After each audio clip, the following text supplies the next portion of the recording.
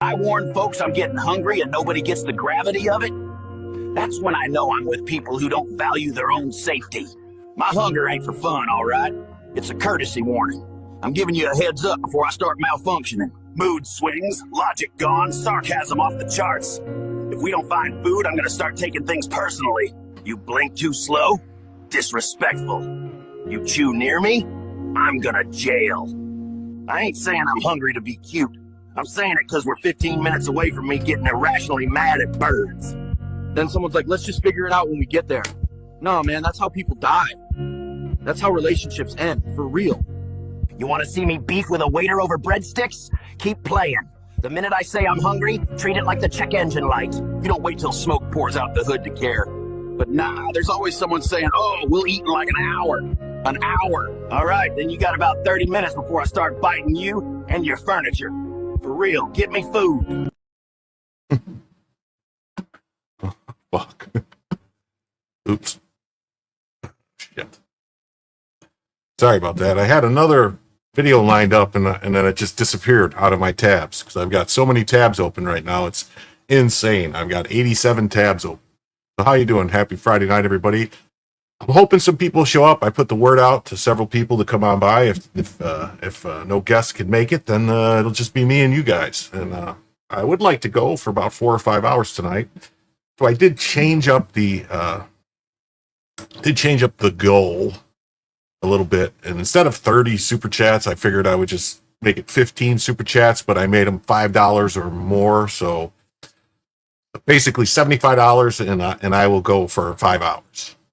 That's the or more. That's the I'm cheap like that, so we'll see. But anyway, how's everybody doing tonight? I want to thank everybody. First of all, Mr. K came in right away and saying he's doing a little housework, so he'll be audio only for $2. That was very nice of him, so thank you, Mr. K. Barbie World, how you doing tonight? JD, Tiberius, Unhyphenated, None Your Business, and Antika, what's up? How's it going? Ooh, yeah. So we're going to jump right into the stories. Yeah.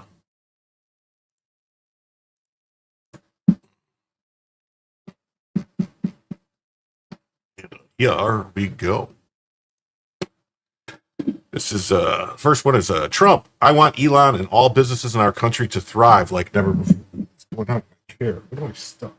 Oh, hold on one second. Damn cords.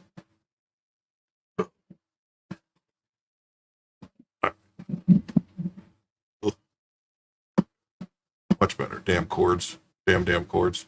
All right, yes. No threats, no cancellations, no socialist spite.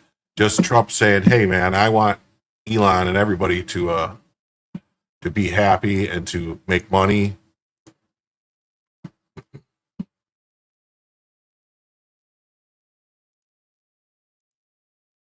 Trump isn't targeting Musk, he's backing him despite their spat. And it's a total reversal from the Biden regime. Biden excluded Elon Musk from his 2021 EV summit. He praised GM, yes, General Motors, as the world leader in electric vehicles. Wait, what? Yeah, I don't know if you guys noticed, they were complaining about GM being down 35%, their revenue's down 35% year over year. Yeah, maybe they should have focused on the cars people wanted to buy. Like they should have been making more Corvettes because that car they couldn't seem to keep in stock. But whatever. GM sells a few EVs. Tesla only sells EVs, and Tesla is worth 20x GM. It was petty, partisan, self-defeating, and anti-American. Yeah, see, there's buying. Truck cars. The better Elon's companies do, the better the USA does, and that's good for all of us. We're setting records every day, and I want to keep it that way. I want Elon to thrive. That's a real president. That's a good guy. Yeah, that's what he said here at Elon's companies. Oh, hey, what's up? What's up, JD? How's it going? Oh, look at Barbie World with a $20 super sticker. Wow. That's definitely going to go towards the goal. Thank you for reposting the stream, Jules. Over there on X. Extra. Read all about it. This comes after a huge public dust-up between Trump and Musk. Thank you very much, Barbie World. Super sticker. Nice kitty cat. Elon opposed parts of Trump's big, beautiful bill. He even floated a third party. But Trump just made clear the door isn't closed because America comes first. Let's get this straight. Elon's government contracts are not subsidies. They're payments for services just like FedEx delivering a package or SpaceX launching our satellites and carrying our astronauts. You ain't seen nothing yet. Look at all those rockets just flying off in space. Crazy.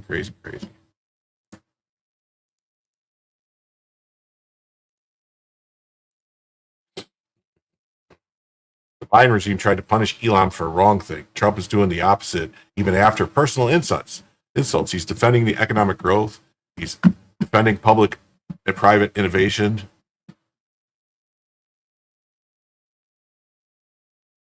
Well, like I said, I didn't give it any thought when rumors went about Musk was on drugs, considering his crazy behavior as of late. I wonder if there's any truth to it. I'm sure he's on. I don't know. I'm sure he's probably on like Adderall and who knows what else.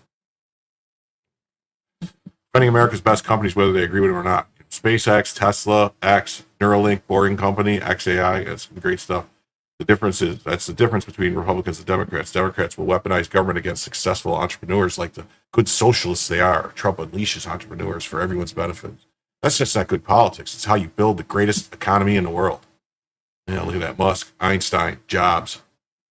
Elon Musk may not always agree with Trump, but unlike the Democrat regime, he doesn't have to. The choice is simple. Economic freedom, ideological warfare. Let American greatness thrive again. Let's make America great again. Okay. Now to the next story. And this one's a doozy. I don't know what to make of this one. This one should have been like a Thursday story because it says, a mysterious intergalactic object could potentially be a hostile alien spacecraft that's slated to attack our planet in November, according to a new study by scientists. What? Are they serious with this? What?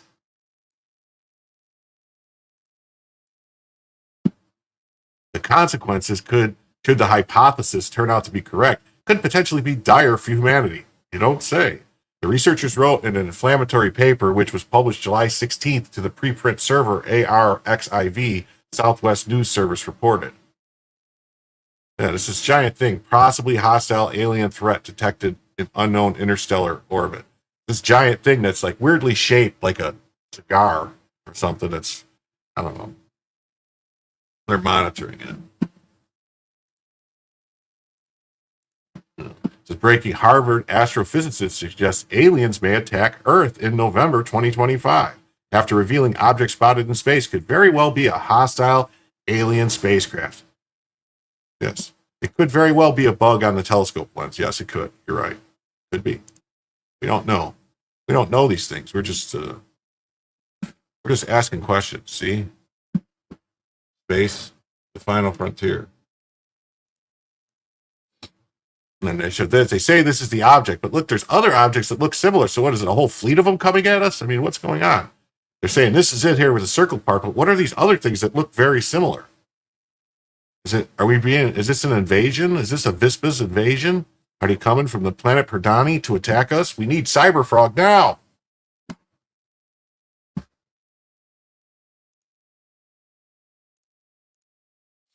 A mysterious object spotted in space, roughly the size of Manhattan, size of the island of Manhattan, could possibly be an alien spacecraft or an advanced alien probe.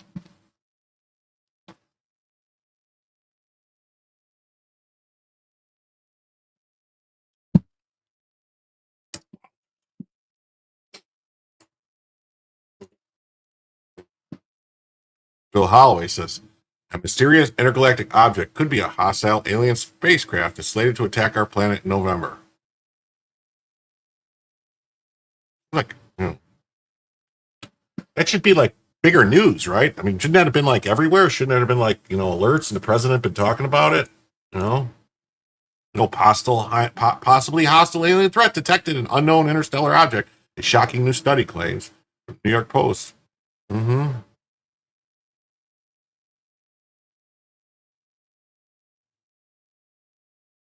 Wow. Let's read the New York Post story, because that's what we do here. Possible hostile alien threat detected, an unknown interstellar object, a shocking new study claims. What? Why? We should take the question of UFOs seriously. Oh, look at that. Aliens may be living among us. I don't know if anybody's ever been to a Walmart at 2 a.m. Walmart, one of super Walmarts. Makes you question whether or not we're living among aliens. A mysterious intergalactic object could potentially be a hostile alien spacecraft that's slated to attack our planet in November, according to a controversial new study by a small group of scientists. The consequences, should the hypothesis turn out to be correct, could potentially be dire for humanity. You don't say.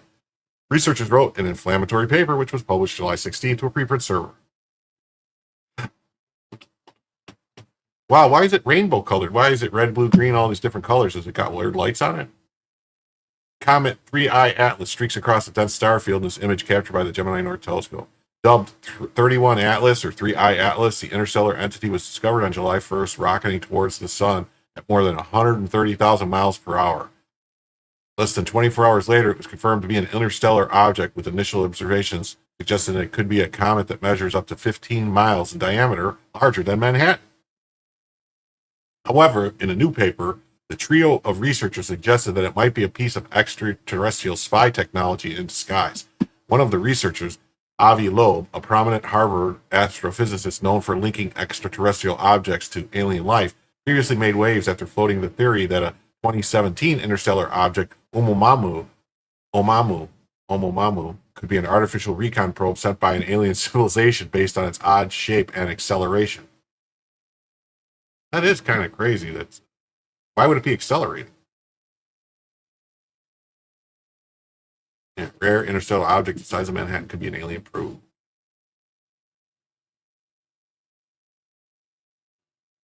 In the study, which he collaborated with Adam Hibbard and Adam Kroll of the Initiative for Interstellar Studies in London, Loeb postulated that 31 or 3L, 3I Atlas's trajectory suggests a similar alien origin. The trio felt the object's speed, which was significantly faster than Oumuamua and other objects, and the fact that it entered our solar system from a different angle than its predecessors offers various benefits to an extraterrestrial intelligence, Loeb wrote in a blog post.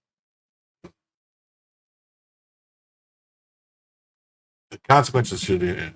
One benefit is that Atlas will make close approaches to Jupiter, Mars, and Venus, which could allow aliens to stealthily plant spy gadgets there.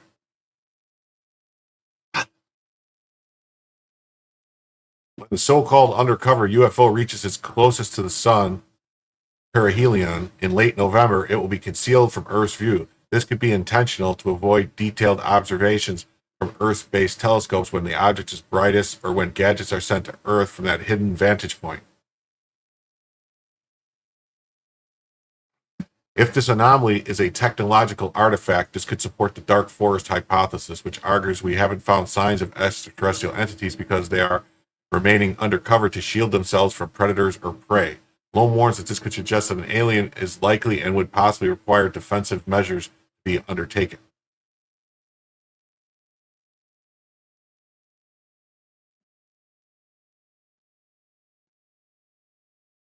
Problem is that it's traveling too fast for an Earth-based spacecraft to intercept it before it exits the solar system. It is therefore impractical for Earthlings to land on Atlas at its closest approach by boarding chemical rockets, since our best rockets reach at most a third of that speed. However, other scientists have thrown cold water on the so-called alien origins of the object, which they believe is a comet.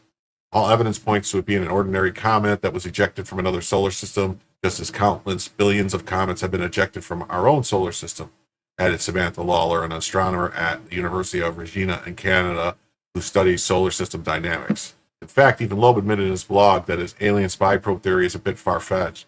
By far, the most likely outcome will be that it's completely natural interstellar object, probably a comet. The researchers also warned the public to take the paper, which has not yet been peer-reviewed, with a grain of salt. The paper is contingent on a remarkable, but as we shall show, testable hypothesis, which the authors do not necessarily ascribe, yet is certainly worth of an analysis and a report, they wrote. The hypothesis is an interesting exercise in its own right, and it is fun to pursue irrespective of its likely validity. So I wonder if they thought it was an alien spacecraft, would they say that they just were joking around like this until they, but just in case they could get away? I don't know. It just seems weird. However, critics have called their project a mockery of the work of other scientists who have proved plenty of evidence that it's not evidence of a pending close encounter. Astronomers all over the world have been thrilled at the arrival of 31 Atlas, collaborating to use advanced telescopes to learn about the visitor. An astronomer at the University of Oxford, who helped simulate 31 Atlas's galactic origins, told Live Science any suggestion that it's artificial is nonsense on stilts. It's an insult to the exciting work going on to understand this object. I mean, I don't know, it's just could be anything, really. I'd say too that I saw the movie Night of the Comet, and so this is scary either way.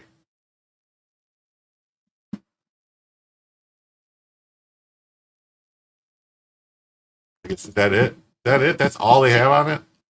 Jerks. That's all they have on it. So what do we think? It's probably just a big rock.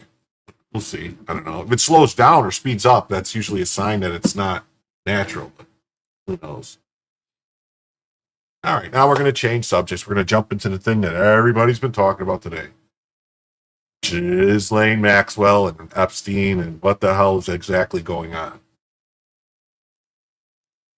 So, prosecutors never bothered to try to get Maxwell to flip on pedophiles. In fact, federal prosecutors never interviewed her. That's insane to think about that.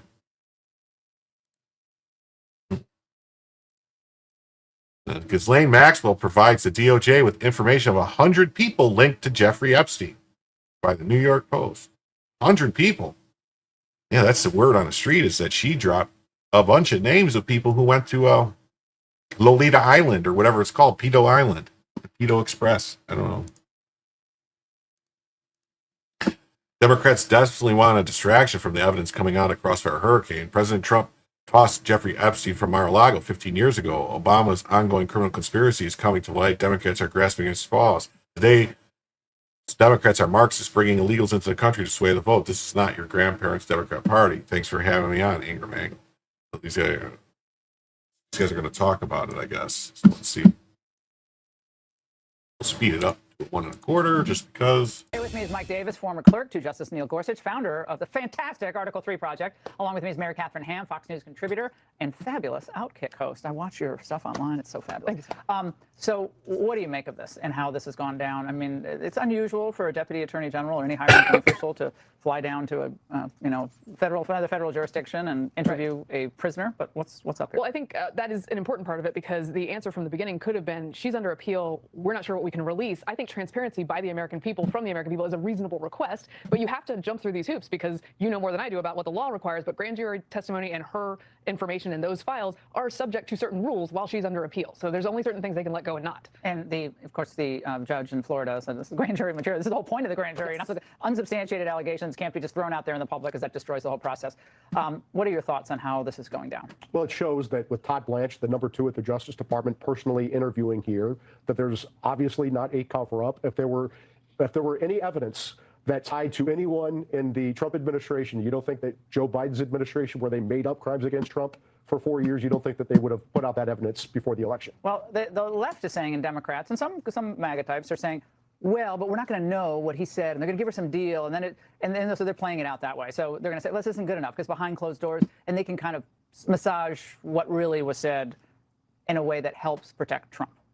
Well, this is the problem with all conspiracy theories. It's also the problem with a bunch of our institutions having lied to us during the Biden years, Obama years, during COVID, is that people don't trust anything. But the problem with this one is that, yes, when we get incomplete information, people will just say that is part of the cover-up. And it's been a problem because it stunk from the beginning that he did get sweetheart deals. He did get what looked like special treatment. And there aren't other people who are implicated, who people are like, it seems pretty clear there were other people involved with this. But it's risky for people who the allegations are against or who were associated with him who may be innocent, that you can't just throw all that out there. Everybody. I mean, Jeffrey Epstein had hundreds and hundreds of friends. Presumably, they all didn't go down to the island and do the horrific things that he did with young women. But what's strange about this, Mike, is that the Democrats had a chance to release all the information that was legally allowed, or pursue this, as Mary Catherine said with the judge.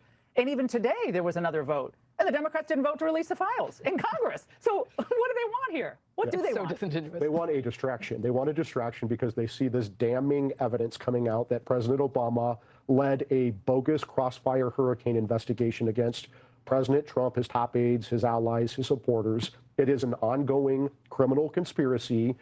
They have the smoking gun evidence showing that President Obama led this, and this is a major distraction right now. But the point on. Okay, so he says major distraction. I say, I say not. I say there's something to this. Ghislaine Maxwell. I say she's got information. I say we get it. Personally, I think that I don't like the fact that they gave her immunity, but they did give her immunity, and I think that eventually the case, if the Supreme Court was to take the case up on appeal, they would probably say that she had immunity, and the prosecution against her was just like they threw out Cosby's prosecution, they would throw out her prosecution and say she was granted immunity, because everyone admitted that she was covered by the immunity. It's just that New York, for whatever reason, says, oh, no, we don't recognize when the federal government in another state gives someone immunity, which just doesn't make any sense. It doesn't. Because there's stuff like this coming out too, saying that Jeffrey Epstein's birthday album featured personal letters from Bill Clinton. It's a reassuring, isn't it, to have lasted as long across all these years, learning and knowing adventures, an illegible word, and to have your childlike curiosity, the drive to make a difference, and solace of friends. Yeah, see, there's Jeffrey Epstein and Bill Clinton together. Look at that. That's weird, right? Yeah. Personal letters from Bill Clinton. Wow. Why wasn't that released when they were saying the stuff about Trump the other day? They just kind of say nothing about that. It's kind of weird, isn't it? And Liberty Lockdown has a good point, which is going to say, perhaps an unpopular opinion, but if a pardon of Maxwell resulted in a couple of dozen high-profile people going to prison, I would make that trade. I would too, because personally, I don't think it's going to hold up. I don't think her conviction is going to hold up. I really don't.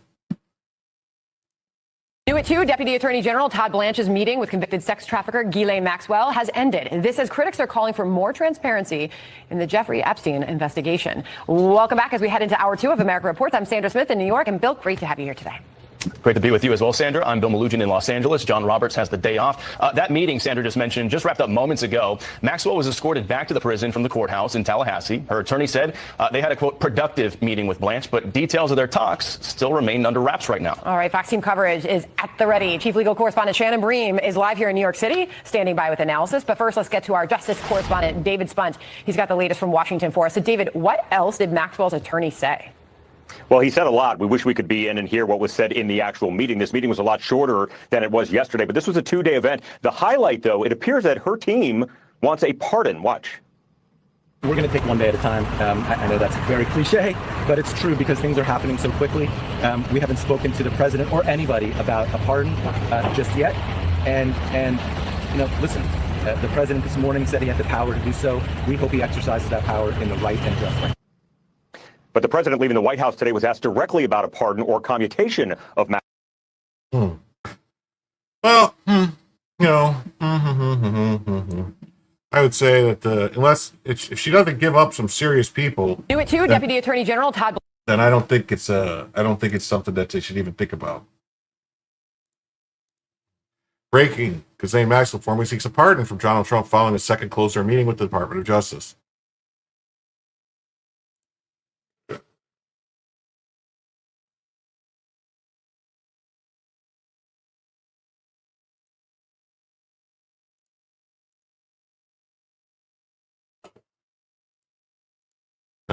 Brandon Herrera says if Ghislaine Maxwell walks free without an entire cascade of arrests and convictions, it'll be the biggest black pill moment I've ever experienced in my lifetime. I'm not sure there's any coming back from that. Someone says, I'll give her a pass if she names name and we get some transparency. Yeah. That's at least first the rest. Yeah. Now, if she gives information, well, here's the thing. If she's willing to talk and she's willing to give up the information, you should do it. Like what I think's happening today, what happened yesterday today is what's known as Queen for a Day. That's where they go and talk to her and they basically say, tell us everything you know. And nothing she tells them can be used against her or anybody else. It's basically she has immunity and they can't use anything they give her unless they make a deal with her. And then she's supposed to tell them everything. She's not supposed to leave anything out. And they decide then if they want to offer her some kind of a deal, what the deal would entail and stuff like that. Here's the thing. If she's talking and giving up information on people, they have to get her out of that prison. I mean, I don't know if you take her and maybe have marshals take her and have her basically under witness protection in the marshal program, have her like locked somewhere in a safe house or something on a military base, protected until this all gets settled out. Talking about some very powerful people. If everything is to be believed, they might, who knows? Yeah. And Lynn, you're right. They could deport her. They could deport her after they get all the information. But it's just, I don't know, I don't know. I want the people, any of the people, if she names names on this guy, gives up 100 names of people who went to the island and had sex with underage people, I think you got to let her go to get those people. I really do. I don't know.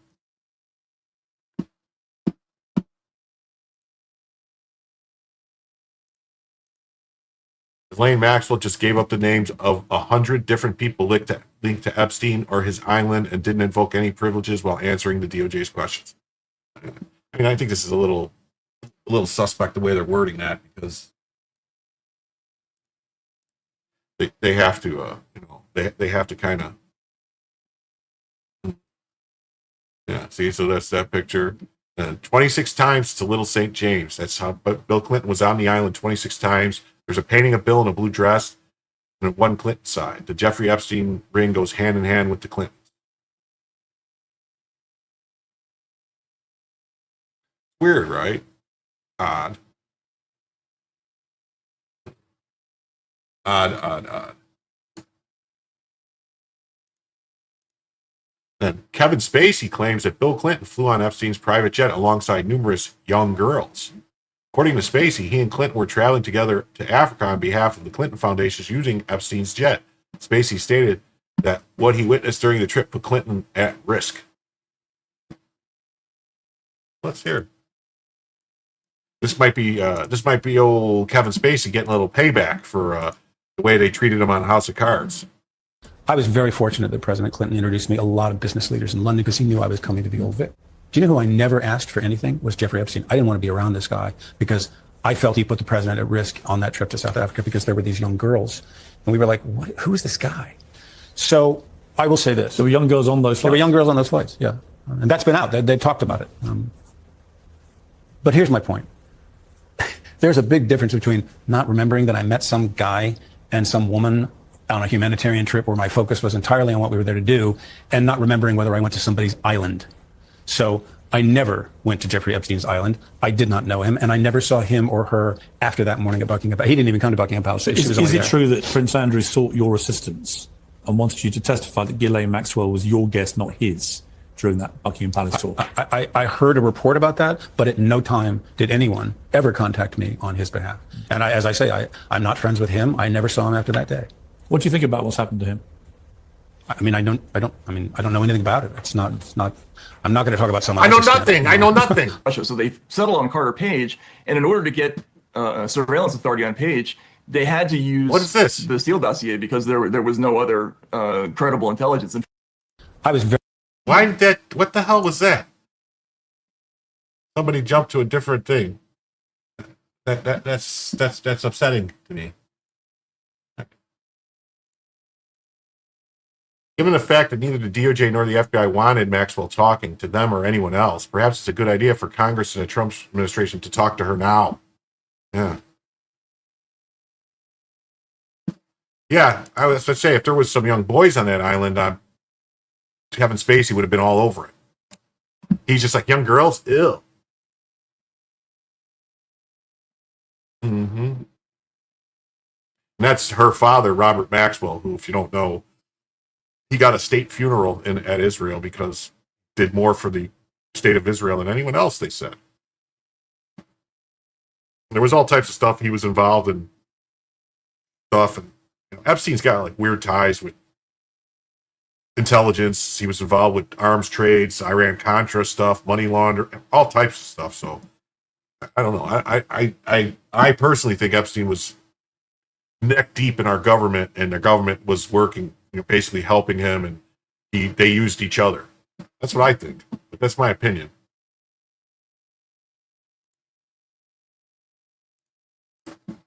Ghislaine Maxwell may hold the keys to Epstein investigation, but victims and prosecutors warn against trusting her. But why would any victim warn against trusting her unless the victim's got an axe to grind? Like, if she could give you names of the people, like, who are the people, all these victims?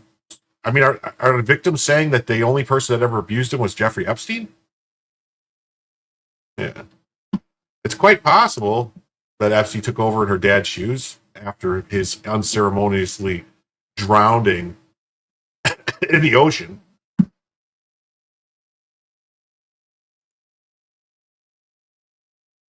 And there's this story. Ghislaine Maxwell gave DOJ info about 100 different people linked to Jeffrey Epstein, lawyer says. Dun, dun, dun. Hillary right now. Very sad to hear of Ghislaine Maxwell's suicide. Uh-oh. Uh-oh. Uh-oh. Uh-oh. Let's read this story. Ghislaine Maxwell granted limited immunity while giving DOJ 100 different people linked to Jeffrey Epstein. Well, what do they mean by limited immunity? Is it queen for a day? So basically they can't use it against her, anything she says? Because she had immunity, didn't she, from the immunity deal in Florida, but then that wasn't applied in New York. So what's going on? Well, somebody needs to explain that. Mike Benn said Epstein was a facilitator, connected the money people with the people that needed the money or would do things for the money. I thought Epstein was a guy who was good at hiding money. That's what he did. He was able to move money, move money in ways that couldn't be traced or something. Notorious sex criminal Ghislaine Maxwell answered questions from Justice Department officials about 100 different people linked to the late pedophile, Jeffrey Epstein. An attorney for the disgraced socialite claimed Friday following 2 days of interrogation led by Deputy Attorney General Todd Blanche, during which she was reportedly granted limited immunity. Yeah, it seems like Spacey was getting ahead of things, right? I was never on that island. David Oscar Marcus told reporters that his client, currently serving a 20-year sentence after being convicted in Manhattan of federal sex trafficking and conspiracy charges in December 2021, was asked about every possible thing you could imagine. Everything. This was the first opportunity she's ever been given to answer questions about what happened. Marcus added, the truth will come out about what happened with Mr. Epstein, and she's the person who's answering those questions.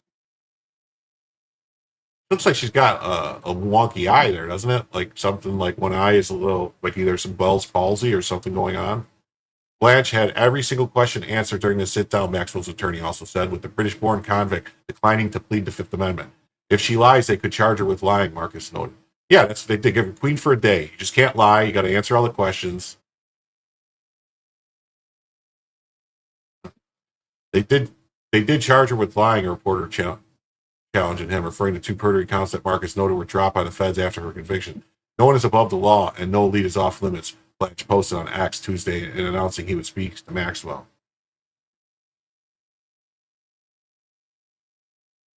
Maxwell, 63, is appealing her conviction and sentencing, and legal observers have speculated her willingness to answer questions is tied to a potential clemency grant by President Trump. Her attorney described the commander-in-chief Friday as the ultimate deal-maker and claimed his client had been treated unfairly for the past 5 years and didn't get a fair trial. I don't think she got a fair trial, actually. I mean, she's probably guilty, but she didn't get a fair trial. We hope he exercises the power in a right and just way. Trump 79 told reporters after landing in Glasgow, Scotland, that I don't know anything about the conversation between Blanche and Maxwell because I haven't really been following it. No, it would be very, it would be very improper for the president to be communicating with the deputy attorney general during this stuff. It's not on his level. Epstein's attorney said he knew the accusers on interviews. Accusers of what? Of who? This is no time to be talking about pardons, the president added after saying hours earlier while leaving the White House that I haven't thought about the idea. Yeah, well, someone asked him and he said, I haven't really thought about it. And then now he says, now's not any time to be talking about it. A gag order on what? I know there's a gag order and stuff on, like, what's his face on, you're talking about, you're talking about Dershowitz. Dershowitz said that he's can't answer anything because of the gag order, because he's bound, because he was an attorney on the case, so he's bound by the judge's rulings. The proffer immunity granted to Maxwell allowed her to answer questions without her responses later being used against her in a criminal case, sources told the outlet. Yeah, it's called Queen for a Day. Proffer immunity is typically granted to individuals prosecutors want cooperation from in a criminal case. In 2022, the Department of Justice expressed doubts that Maxwell could be truthful, writing in court filings that she displayed a significant pattern of dishonest conduct and failed to take responsibility for her heinous crimes. Court papers the prior year revealed that prosecutors never seriously entertained the prospect of offering the woman dubbed Epstein's Madam a plea agreement after the financier was found dead in his Manhattan jail cell awaiting his own federal trial. No one ever mentioned her name until after he was found dead. Oh, that's a young Melania. Look at that.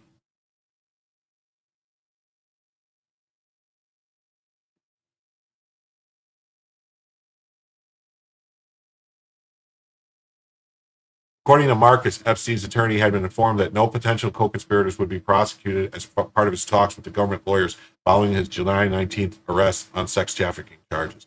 I don't think President Trump knows that the Justice Department took the position that the promise should not be upheld, he claimed.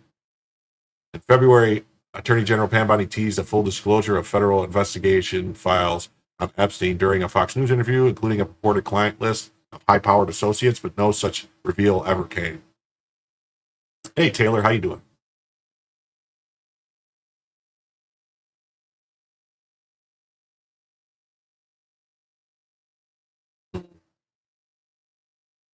On July 6th, the DOJ and FBI put out a 2-page memo disclosing that there was no credible evidence that the 66-year-old had a client list or blackmailed prominent individuals in the sickening sexual exploitation of girls, some as young as 14 years old. We did not uncover evidence that could predicate an investigation against uncharged third parties. Well, I'm sure they can if they get Ghislaine Maxwell to testify against them. Epstein counted influential politicians and businessmen as his associates, including former President Bill Clinton, Microsoft founder Bill Gates, and Trump. Not President Trump, just Trump.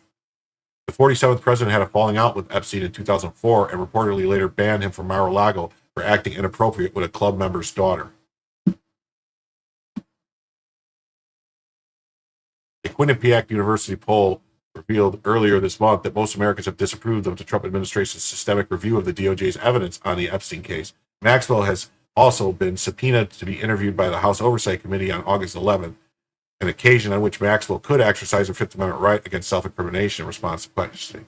We have to make a decision about whether she would do that or not, her attorney said, of the prospect of responding to lawmakers' queries. Yeah, if they're not going to grant her any kind of immunity or do anything for her, she has no reason to answer any questions. Oh my God. Ugh. Ugh. Okay, so there's that.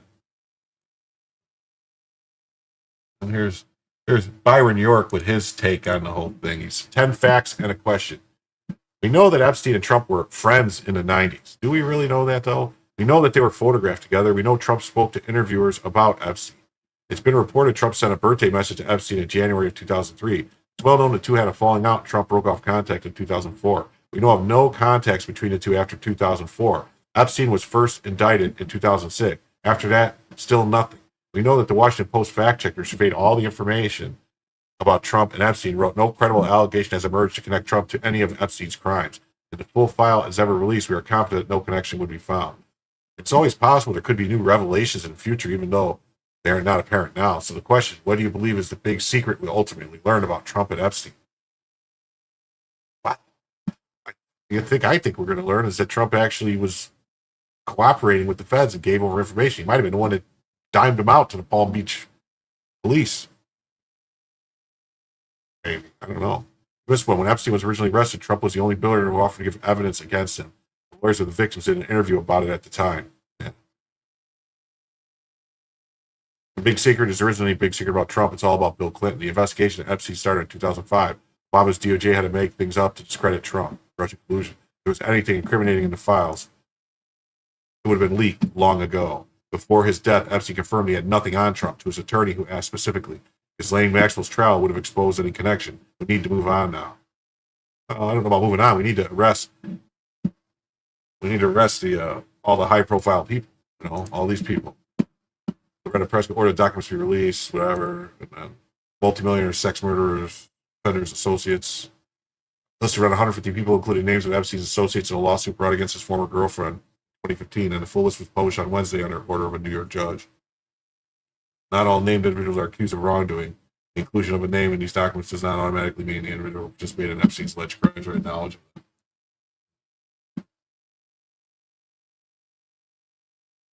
And this guy has his own opinions about everything. President Trump is correct to say.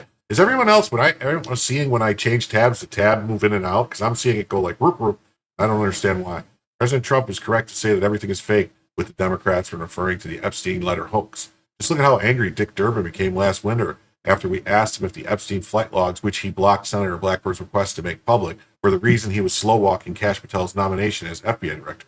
It's pretty apparent that the deep state was creating fake Trump-Epstein docs shortly after the 2024 election.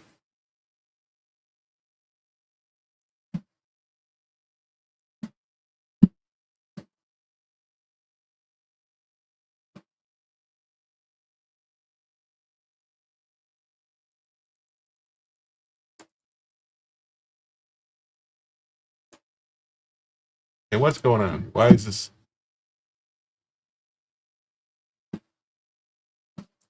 Why is this stuff not loading? What is going on here? Am I having trouble with my video? Senator Durbin blocked Senator Blackburn's 2023 Epstein flight log subpoena. Last winter, Durbin raged at me when I asked him if those files explaining Dem slow-walking Patel's nomination. So this one will work, huh? Ranking Member Durbin, are you slow-walking Kash Patel's nomination because you're afraid he's going to release the Epstein flight logs? Would you like to answer that?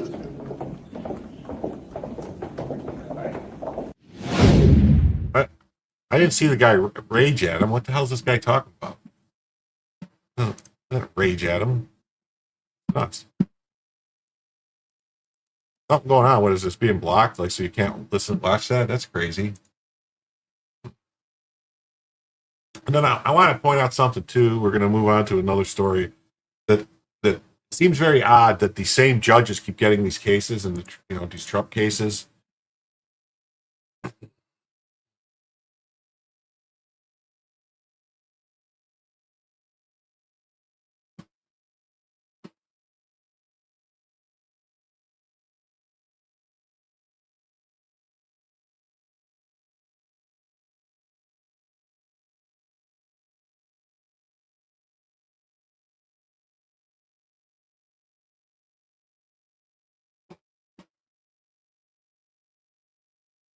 That's crazy. It's 1 in 3.7 trillion. That's the statistical chance that hack Obama Judge Paul Engelmeyer would randomly be assigned all 7 Epstein-related cases in the SDNY. Yeah, I don't know if you guys know, but in New York, the SDNY, there's supposed to be like a it's like a bingo roller thing that they spin, and that decides who gets picked. So and they put all the things in there. So the fact that this guy would win all 7 is, like you say, the odds are one. And yet somehow he got them. Now he decides if Ghislaine's grand jury testimony stays sealed.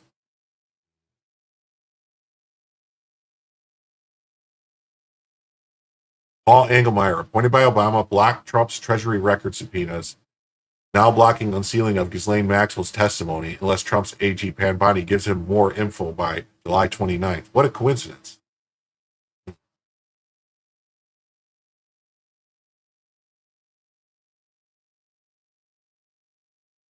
Judge Paul Engelmeyer. Yeah, I don't trust that guy. Look at his glass.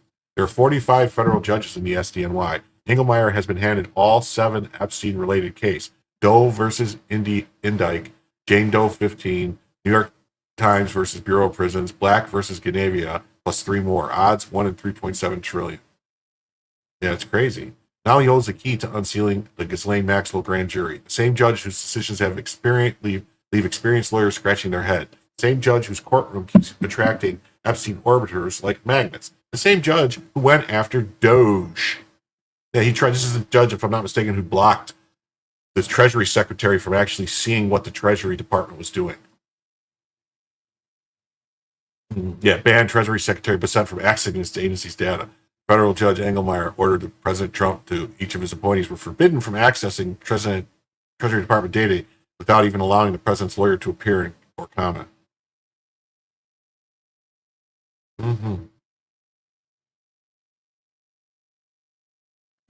What is this? My God, clutch all the straws. One day we will get one. Shall be a card. It shall go soggy very soon. I don't know what that means. But it gets worse. The other judge tied to Epstein disclosures, Clinton Judge Richard Berman, same guy who shut down the Epstein criminal case instantly after his death, same guy who trashed Trump and Giuliani in public interviews. How convenient. Trump's AG is pushing to unseal grand jury testimony, shining light on the names, the networks, the blackmail. But it's all bottlenecked at these Democrat-appointed judges. I wonder why. Yeah, the judge in Florida just happened to be, her husband was part of the original team that prosecuted Epstein that gave him the deal under Alex Acosta or Alex.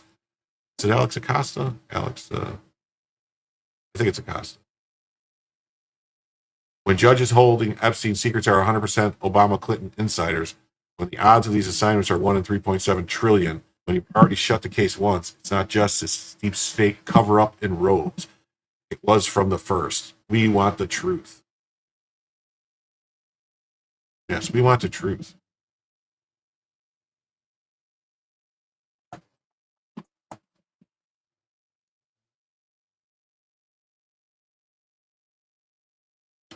Okay, now changing topics on to Media Matters. I don't know if you guys are aware, but Media Matters is having some problems lately. They've been getting shellacked in court, and they're fighting with their own lawyer, their same lawyer who's also been losing a lot of cases, the guy by the name of Mark Elias. So let's see what's going on with Media Matters. In a new sign of what could be in store for other targets of Trump and his allies, Media Matters is struggling to survive. The Demogline Group has racked up $15 million in legal bills, dialed back its criticism of Trump and Musk, and contemplated closing.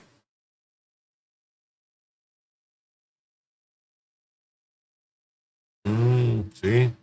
Under siege from Trump and Musk, top liberal group falls. Dun, dun, dun, dun, dun, dun. Their business was putting people out of business. Now they're going out of business. Media Matters will now experience what they put countless innocent victims through. What goes around, comes around. That's right. What goes around, goes around, goes around, comes around, comes around. Yeah. Ain't it a shame? Boo-ba-doo, bye-bye.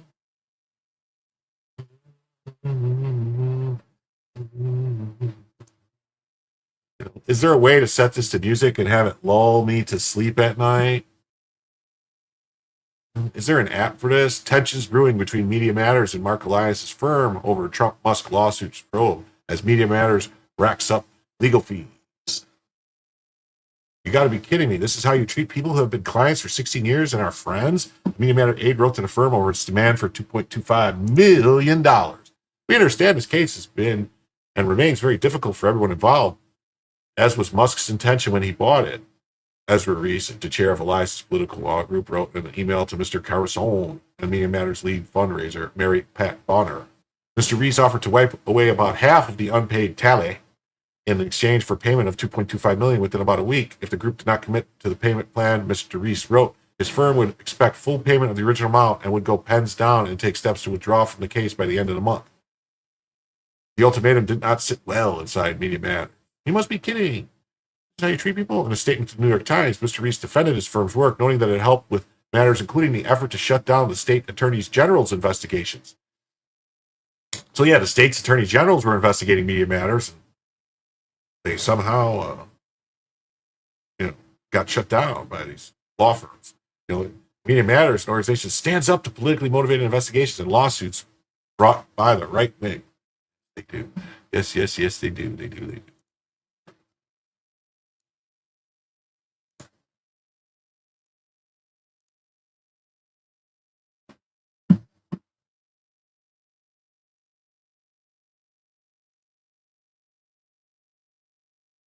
Progressives expect to be represented pro bono all the time.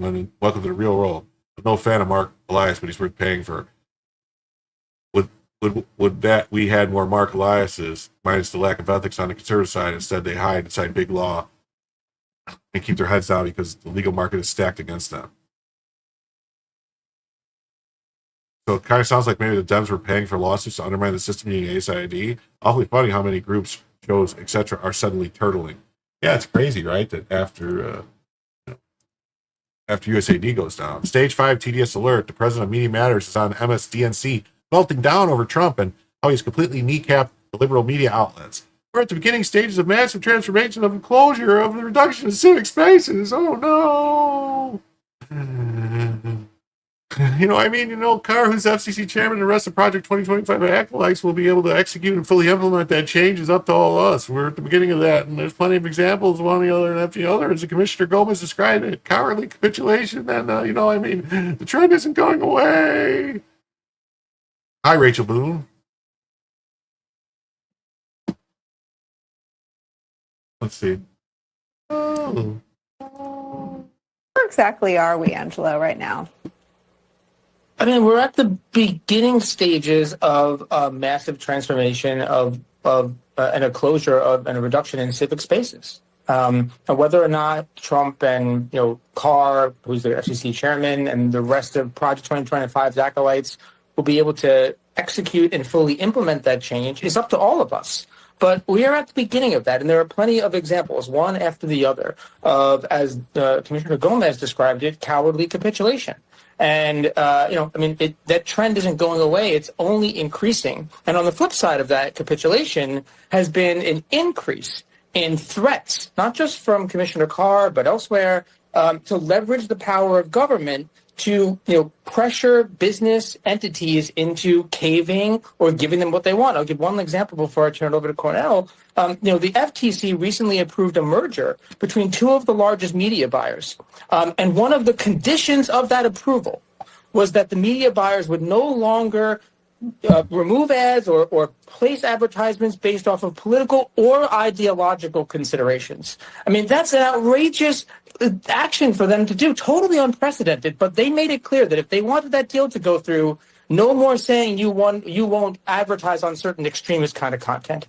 And that's one small example. So we're at the beginning of a larger change. And right now we see a lot of examples of it happening. Not a lot of backbone. Cornell, what are your thoughts in this moment? Well, I got to agree with Angela. I got to not agree.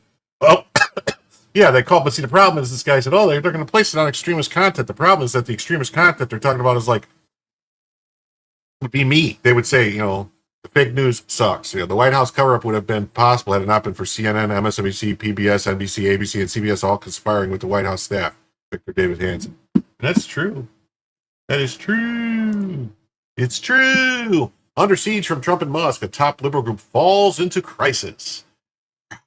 Scrambling to pay legal fees, Media Matter has dialed back its criticism, trimmed its staff, and contemplated closing entirely.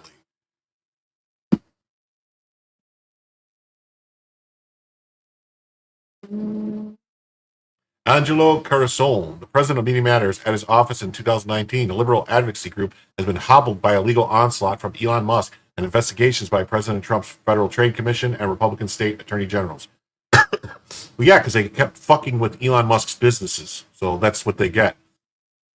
Now they're going to have to deal with it. Media Matters, a nonprofit group that has played a key role in liberal politics. I don't think they should be allowed to be nonprofit groups. They fuck with everybody else's profits, so they need to pay.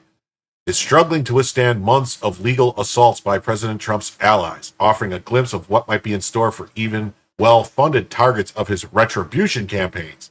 The organization, which is funded by some of the Democratic Party's biggest donors, has racked up about $15 million in legal fees over the past 20 months to defend itself against lawsuits by Elon Musk, in addition to investigations by Mr. Trump's Federal Trade Commission. New York Times. It's President Trump. It's the shit you pull where you say Mr. Trump is ridiculous. And Republican state attorney generals. He is your president, whether you like it or not. The group has slashed the size of its staff and scrambled to raise more cash from skittish donors, according to documents and interviews with 11 people familiar with the organization's fight to survive. Yeah, the donors are a little skittish because they were told in no uncertain terms that the people financing these lawfare attacks will also become the targets of the counterattacks. So the people giving the money are like, do we really want to do this? Do we really want them coming after us?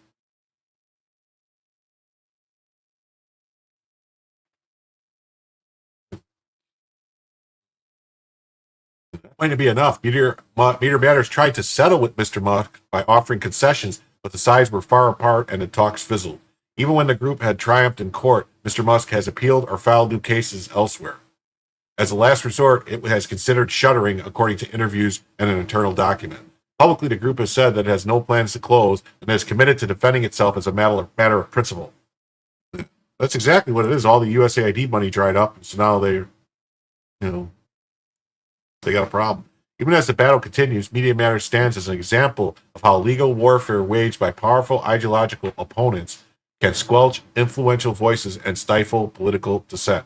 The group says it has dialed back its criticism of Mr. Musk and the Trump FTC. Media Matters has also been frozen out by some allies and has faced plummeting staff morale, rising infighting, and security concerns. All that has proved quite a change in the fortune for the influential group. Media Matters raised nearly $250 million in the 2 decades between its creation in 2003 and the end of 2023, establishing itself as a force in Democrat politics by effectively undermining major right-wing media figures and politicians. The bleak outlook now facing the group underscores the serious harms that can be inflicted when the Trump administration and its ally train the vast resources of government or billionaire bank accounts on perceived enemies. You guys just said you're their enemies because you said that right here. It said they established themselves as a force in democratic politics by effectively undermining major right-wing media figures and politicians. And then say, oh, the allies train their resources on perceived enemies. You just admitted you were their enemies. It leaves targets facing a tricky choice, whether to spend heavily and fight back or negotiate settlements that risk backlash for abandoning their convictions.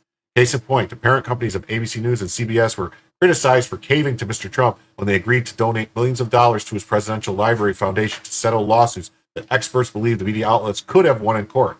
And some other experts said they couldn't. So elite law firms diverged in strategy when they were targeted by the Trump administration with executive orders and inquiries after their lawyers worked against him or his administration. Those that fought back worried about losing clients and revenue, but have prevailed in court. Those that struck deals have lost several top partners, discomforted by what they saw as capitulation. When Harvard refused to comply with the demands from the Trump administration, $2.2 billion in federal research funding was withheld. The Global Alliance for Responsible Media, a nonprofit group, shut down last year rather than defend itself against a lawsuit brought by Mr. Musk's social media platform over research accusing the platform of enabling hateful online content. Yeah, the research was bullshit. Targeting donors. Elon Musk, Mr. Musk threatened legal action not just against Media Matters, but other liberal organizations that have critiqued his social media company spreading online hate.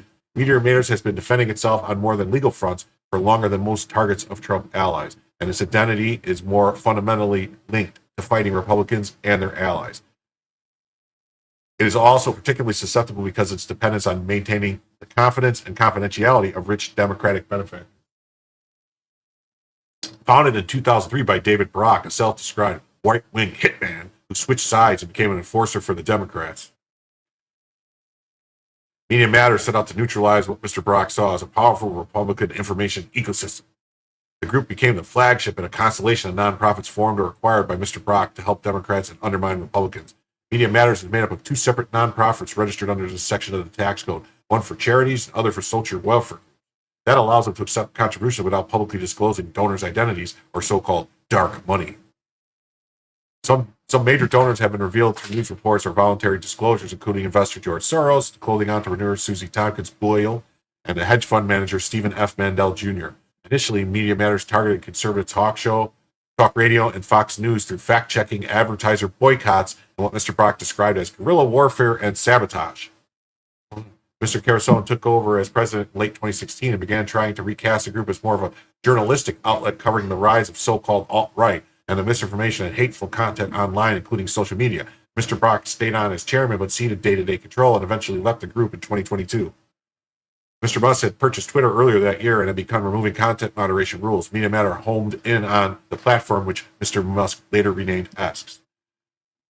In November 2023, Media Matters published research showing that ads appearing on X next to anti-Semitic and pro-Nazi content. Yeah, they gamed the system to make it do. They purposely did it. They set up a new account. They only followed Nazis and weirdos, and then they just kept refreshing until they got an ad. The report, along with the post in which Musk endorsed an anti-Semitic conspiracy theory, contributed to an advertiser exodus from X that cost the company more than $75 million in revenue through the end of that year. Later that month, X sued in federal court claiming Media Matters had manipulated the site to bypass safeguards and display advertisements next to its incendiary posts in an effort to damage X's relationship with advertisers. In December 2023 live stream on X, Mr. took aim at Media Matters, telling listeners, "We will pursue not just the organization, but anyone funding that organization." That's right, get them. Mr. Musk and X did not respond for requests for comment. The suit was quickly followed by investigations from the Office of Republican Attorney General Ken Paxton and Andrew Bailey of Missouri, probing Mr. Musk's claims that the group had manipulated data and his research about X, suggesting donors in states may have been misled. Media Matters sued, and a federal court blocked the Texas investigation, ruling that the state attorney generals were likely infringing on the organization's First Amendment rights. Missouri agreed to drop its investigation. Still, the legal fight cost Media Matters nearly $2 million. Mounting bills and disputes. David Brock. After President Trump retook the White House last fall, Mr. Brock, so they're basically putting Trump on the same level as Brock, was brought back into Media Matters fold to help navigate X litigation. But he soon clashed with others and has been sidelined. Some involved in the group wanted to consider declaring bankruptcy or making concessions to settle the litigation, since Musk, the world's richest man, seemed undeterred by the costs or setbacks. X filed lawsuits against Media Matters in other countries, including Singapore and Ireland, what lawyers for the advocacy group called a vendetta-driven campaign of libel tourism. When the U.S. federal court ruled that the Irish case should be shut down and Singapore would pause, X appealed. In early February, frustrated by what some Media Matters saw as the high cost and slow pace of their lawyers at influential Democratic firm Elias Law Group, the advocacy group began transitioning the X cases to different law firms, and Elias lawyer notified the group that it owed roughly $4 million. We understand this case has been and remains very difficult, and Mr. Intention when he bought it. We wrote an email to Mr. Carosone. Mr. Reese offered to wipe away about half of the unpaid tally in exchange for payment of $2.25 million within about a week. The group did not commit to the payment plan. Reese wrote that his firm would expect full payment on the original amount and would go pens down and take steps to withdraw from the case by the end of the month. The ultimatum did not sit well inside of Media Matters. You gotta be kidding me. This is how you treat people when clients? Money's money, man. The statement to the Times, Reese defended his firm's work, noting that it helped Media Matters in an effort to shut down the state attorney general investigation. These victories predicated would help Media Matters and other organizations stand up to politically motivated investigations and lawsuits brought by the right wing. When the Elias Law Group continued representing Media Matters on some matters, the advocacy group shifted much of its attention to other law firms, including Sussman Godfrey. The new legal team in April worked to reach a settlement with X's lawyers. X demanded that Media Matters retract its report about the anti-Semitic content, pay X all the money left in the group's bank account, and shut down. Media Matters proposed expanding its methodology and report, adding the statement from X and donating to a mutually agreed charity. No deal materialized. Media Matters soon had even more worries. In May, the FTC launched an investigation into whether Media Matters and roughly a dozen other watchdog and advertising groups illegally colluded to dissuade companies from buying ads on X and other platforms. The commission's investigation echoed Mr. Muck's claims and sought similar internal information about media matters, including communications with other watchdog groups that monitor social media and news outlets. The FTC declined to comment. Wow, it's a good article, isn't it? Listen, I got to take my dog out real quick. I'm going to set this up real quick. Video file. I'm going to play a short video. Play a short video. Good video. Good story. I think it's like 7 or 8 minutes long.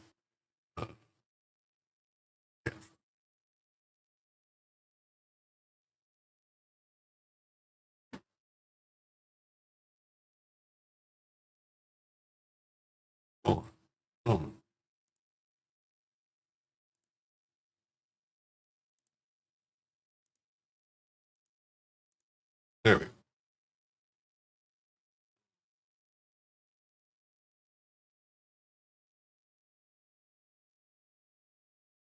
There we go.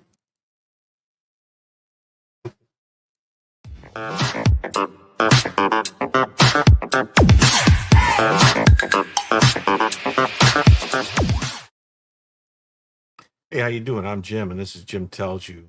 And this is just a short video that I'm making to try something out about news stories that I'll be doing. And hopefully, if you like it, let me know, and I'll continue to do these little short stories, little videos. If not, if you prefer the live streams, let me know, and I'll do whatever the audience wants, because that's the whole point of doing this, is make the audience happy and make you come back and subscribe and watch the videos. So, today we're talking about scandal. It seems there was an issue with the Secret Service at Obama's mansion, and emergency services had to be called to the scene.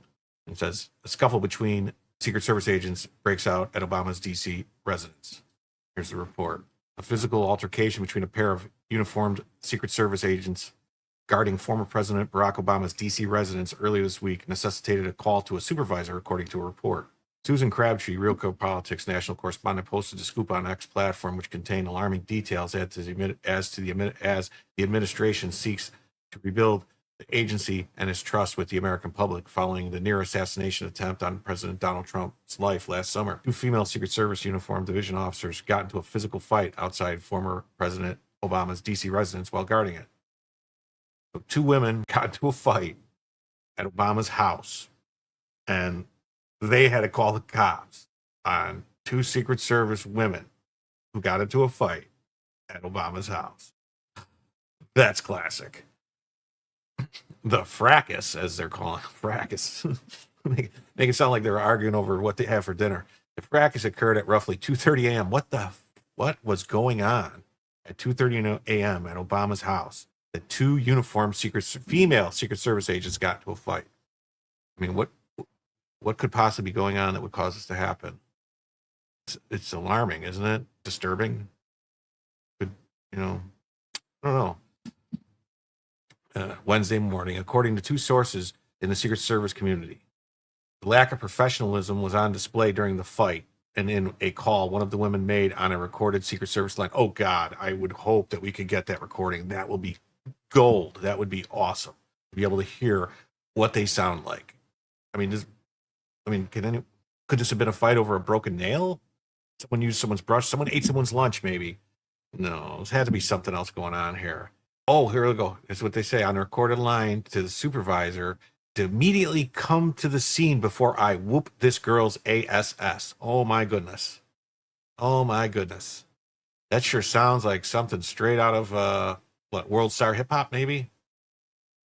She continued in the post that contained alleged audio recording of the call. The woman officer who made the call was upset that her shift replacement was late and assailed her verbally and physically when she finally did arrive to relieve her. Audio of the early AM call is now circulating among the agents and officers and is attached to an X post. Well, we're going to have to find that X post, aren't we? We're just going to have to listen to what it says. We have to. Okay, I got the recording of the call. Let's listen to it and hear what it sounds like.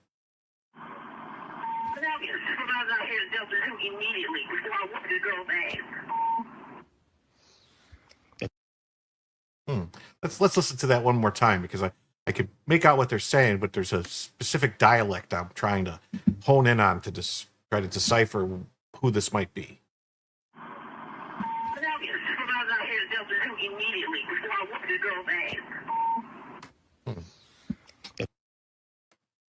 very interesting. Very, very interesting. I must say, I would expect more from Secret Service agents protecting presidents, wouldn't you? Seems like maybe we should be screening people better. I don't know if this is DEI, if this is just lack of standards, but generally speaking, people who protect the president are supposed to be the most top qualified, the best at the job, and it'd be weeding out any person that might have a penchant to get violent at the drop of a hat or something like that. It seems like maybe this should have been worked on a little bit better and workshopped, and maybe some changes need to be made in who we hire at the Secret Service and who's actually protecting presidents of the United States. Here's a story about this incident from Headline News. Let's hear what they have to say. Secret Service agents get into cat fight outside Obama's home. So they're calling it a cat fight. It's unclear whether either woman was injured or whether they will be disciplined over the altercation.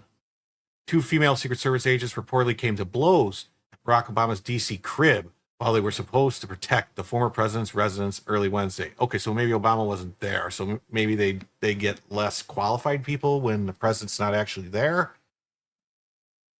Doesn't add a lot of confidence in the Secret Service and who's protecting presidents and stuff, does it?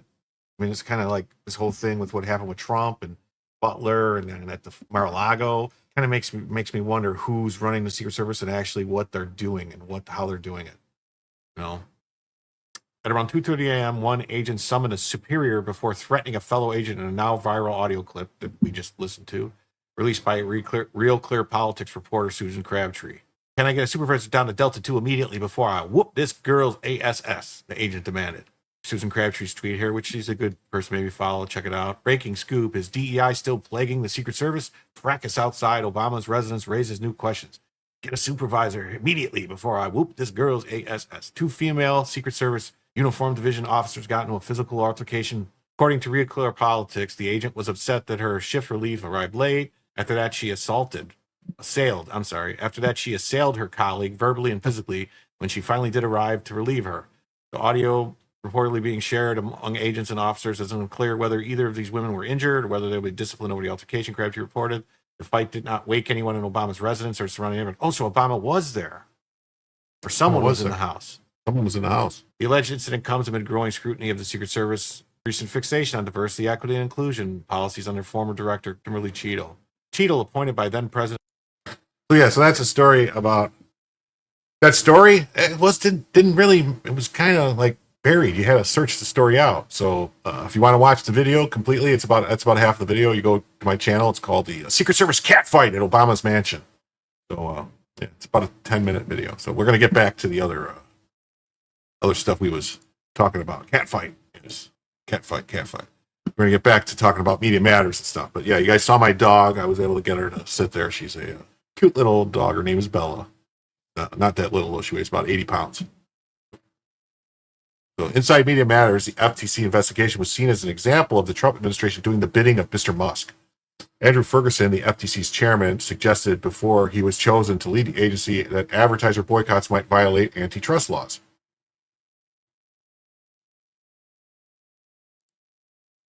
Yeah, Petey. Yeah, same kind of dog, same breed. Staffordshire Terrier. He praised Musk's purchase of Twitter as helping to preserve the free exchange of ideas that's so indispensable in the American way of life. Oh, I almost forgot. Julio. Thank you, Julio, for the thank you for the $10. I almost forgot for the $10 super chat there. Thank you very much, Julio. Thank you very much. So we are actually, so we got $20, $30, $32 in. Yeah.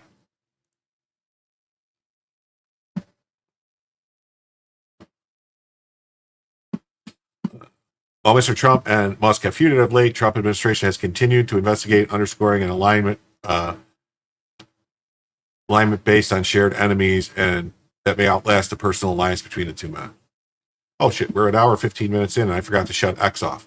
So yeah, so if you're watching on X, Twitter, please come to Rumble or YouTube to watch the show. Jim tells you. I only go for an hour on X because I don't really get very many views on X. I just kind of do it, just try to bring people to YouTube or Rumble. So if you're on X, please come on over to YouTube or Rumble for Jim to tell you the news.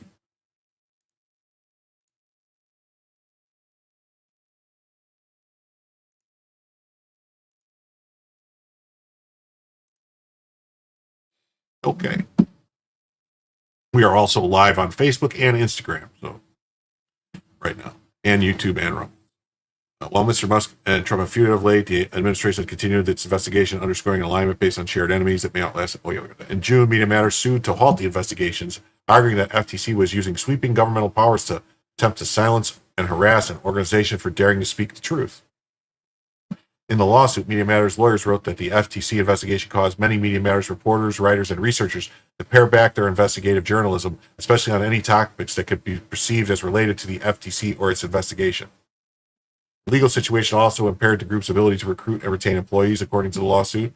Remaining staff members have expressed concern for their safety amid a torrent of threatening messages, requiring the group to hire an outside firm.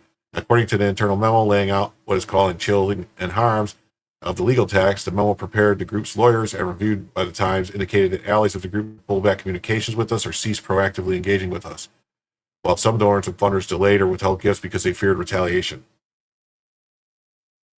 Mr. Mandel, in a meeting in Connecticut this spring, suggested that people raising money for Media Matters that the group should consider shutting down, a possibility that the memo also had broached.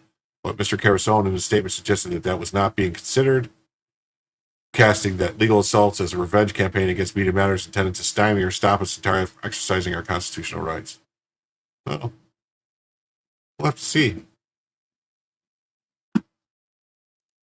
I pulled up, there's a couple articles saying that she had, which more than likely what happened is she received,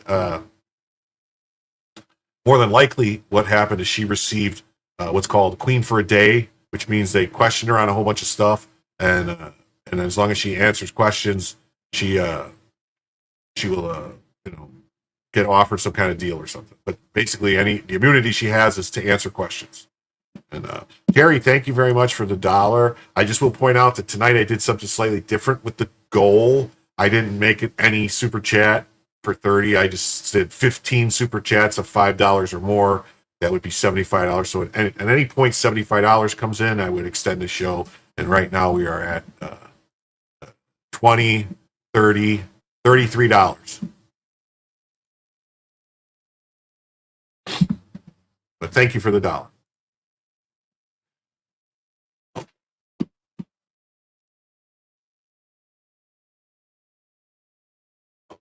Now we're going to jump topics to a new story. It's about I don't know if you guys saw, there was a viral video that went like a week or so ago of these of ICE agents chasing an illegal alien inside of a clinic somewhere, and then the people inside the clinic, the two nurses, decided to try and stop the ICE agents from arresting the guy, started demanding to leave, grabbed them and everything, and well, they FA'd, now they're FO'd because Homeland Security arrested no.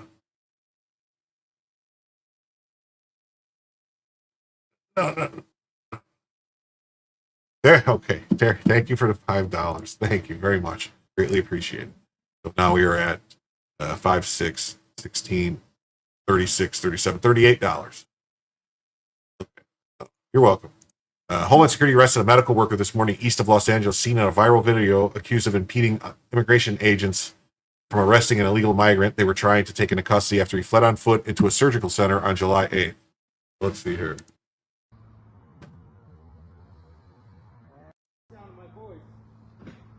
Wait.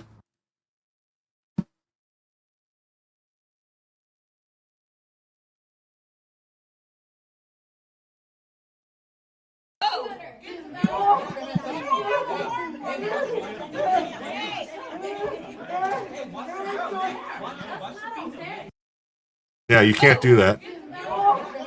You can't touch the cops. It doesn't work that way. Jose de Jesus Ortega is charged with USC 111A1, forcibly assaulting and impeding and interfering with a federal officer involving physical contact, a violation of 18 USC 372, conspiring to prevent by force and intimidation a federal officer. Oh.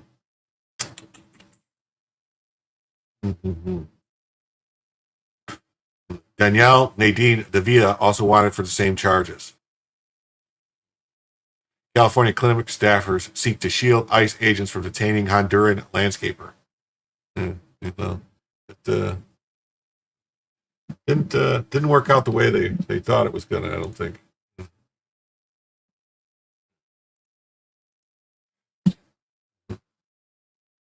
Breaking per federal law enforcement, the 2 SoCal medical workers seen in a viral video physically blocking an ICE agent from arresting a Honduran illegal alien who had fled into the surgery center in Ontario, California, have both been charged federally, and the male was arrested earlier this morning. The female remains at large and is wanted by federal authorities. I'm told Jose de Jesus Ortega and Danielle Nadine Davila have both been charged with violations of 18 U.S.C. 111. Both have criminal arrest warrants signed off by a federal judge. I'm told Ortega was arrested by Homeland Security agents this morning, while Davila is wanted and federal authorities are actively looking for her now. The original incident happened earlier this month on July 8th at the Ontario Advanced Surgical Center, about 30 miles east of Los Angeles. So, East Los. According to a federal criminal complaint obtained by Fox News, the target Honduran illegal alien, a landscaper, was not a patient at the facility but ran to it in an effort to get away from ICE agents. The feds allege that when an ICE agent partially detained the alien and he fell down near the front door of the surgical center, workers at the facility pulled the alien inside to get him away from ICE. Feds say Ortega and Davila could be seen in multiple videos physically blocking ICE from reaching the alien by putting their hands on the agent and wedging themselves between him and the Honduran man. The Honduran man was ultimately taken into federal custody. According to the affidavit, HSI conducted extensive surveillance on Ortega and Davila after the incident to confirm their identities. Statement from U.S. Attorney who is prosecuting the case. The story is another example of a false narrative peddled by irresponsible members of the media in furtherance of a political agenda to delegitimize federal agents. The illegal alien arrested inside the medical center was not a patient. He was not in any way affiliated with that location.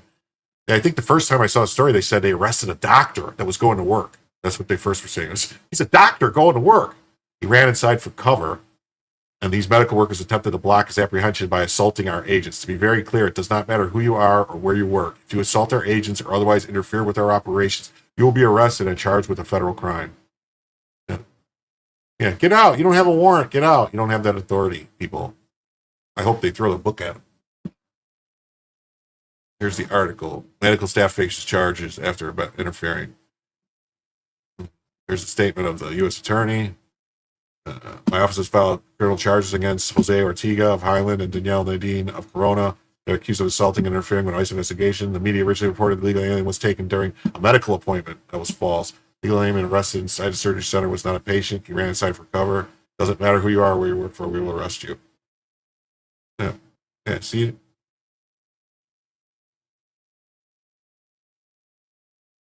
This other lady should get arrested also, right here.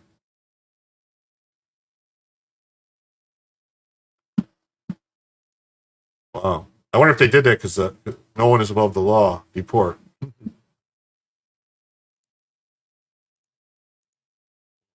California clinic stacker seeks to shield ICE agent from detaining Honduran landscaper. And here's the original story. It's just going to show this stuff, which I think we saw. I'm not going to play.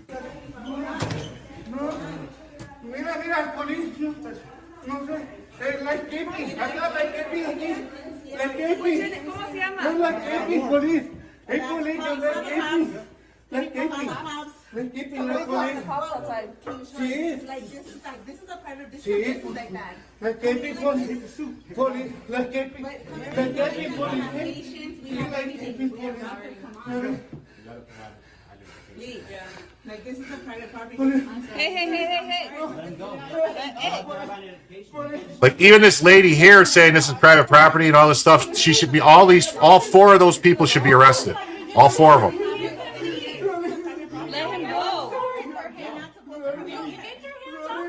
Yep, they're all interfering. You see her wedging in? Look at her wedging in.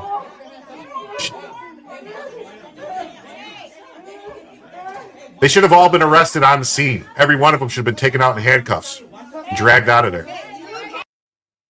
It's ridiculous that they allowed him to get away with it on the day.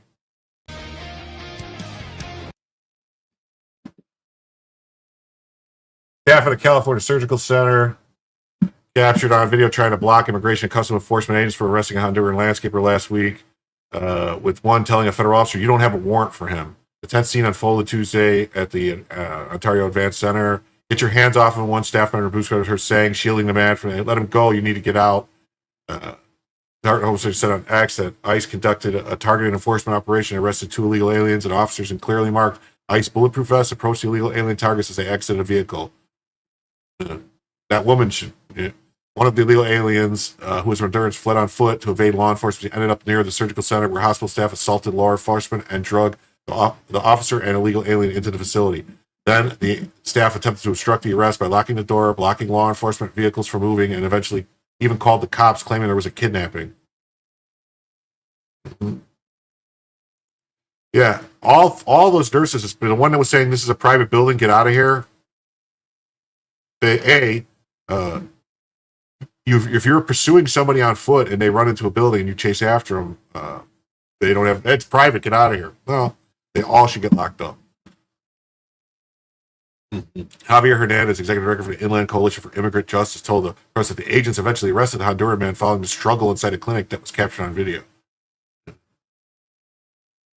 Hernandez added that the man was sending money to Honduras to help his mother with her dialysis treatments. Who gives a fuck? Tell him to go home and take care of her. Incident was one of the latest in a growing series of confrontation with federal immigration officials. Another incident Tuesday, protests were seen clashing with ICE agents wielding batons outside of the San Francisco Immigration Court. Protesters also clashed with federal authorities Thursday during an immigration operation north of Los Angeles at a marijuana farm, allegedly employing illegal immigrants. Yeah, that they arrested. They found a bunch of underage kids working at the farm, and somebody shot at the ICE agents there. Why don't you report that?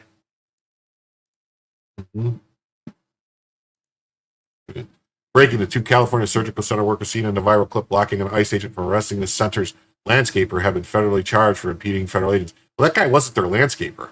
The man had been arrested while agents are searching for the woman. Yeah. I voted for exactly this. I was wondering why those medical workers were not arrested on the spot. It was probably a manpower issue at the time, so they got a warrant and went back for him. Homeland Security arrested a medical worker in East Los Angeles, seen in the video. Yeah, we saw that earlier.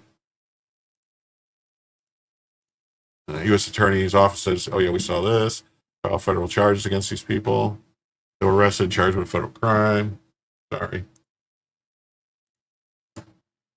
Article with colleague. This. Medical staff face charges after allegedly interfering.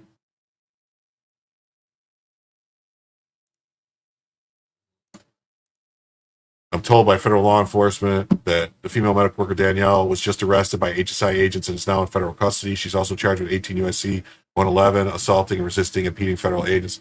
Are these people all citizens? Are they all got green cards? Are these all citizens? Are these illegals also? I mean, I'd be very interested to find out. All 3 have arrived at FO. Found out. But I'm wondering, what about the other? There was more people. Like the other person that was telling her to get out and was doing stuff, they were interfering, in my opinion. That one other person should have been charged. Yeah, the female medical worker who attacked federal agents who were trying to arrest an illegal who ran inside a clinic was just arrested by Homeland Security. She's looking at 8 years. She should have minded her own business. I don't know. I mean, I wonder how it's going to work out, because these cases it's California, and so I wonder if the feds are actually going to be able to get convictions, or if they're just going to look for plea deals. Feds charged 2 California medical workers seen blocking ICE agents from making an arrest. Yeah, you can't do that.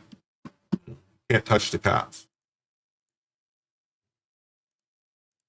Federal charges against these medical workers confirm what we've seen for months. Obstructing ICE isn't compassion, it's criminal interference. Agents were executing lawful warrants under H.R. 10393, Section 4A, targeting specific immigration violators with deportation orders.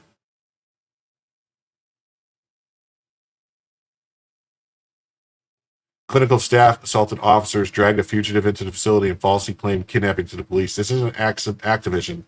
It's escalation. When local jurisdictions refuse to cooperate, chaos follows. ICE's mission isn't optional, and those blocking enforcement should face consequences. Protect federal agents, not lawbreakers. The facts are clear. See the documented charges in the case as follows.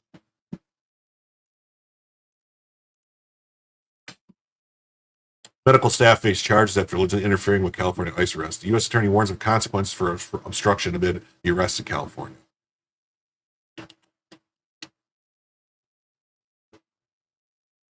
Federal authorities arrested 2 staff members of a clinic in Ontario for allegedly interfering with an immigration customs enforcement arrest. Earlier this month, Honduran national Denise Gulian Solis, a landscaper, allegedly left on foot to evade law enforcement and went inside the advanced surgical center where he was not a patient. The story is another example of a false narrative peddled by irresponsible members of the media in furtherance of a political agenda that delegitimize federal agents. The illegal alien arrested inside the medical center was not a patient and was not in any way affiliated with that location. He ran inside for cover, and these medical workers attempted to block his apprehension by assaulting our agents. U.S. Attorney for the Central District of California, Bill Asylum, told Fox News in a statement.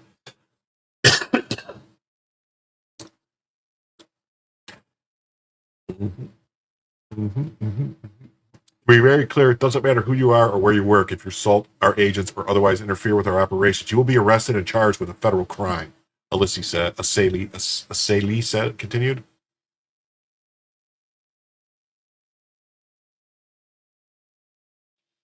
The criminal warrants were signed by U.S. Magistrate Judge Sherry Pym for the 2 staffers, Jose Ortega and Danielle Davila, for allegedly forcibly assaulting, impeding, and interfering with a federal officer involving physical contact and conspiring to prevent by force intimidation a federal officer from discharging his duty.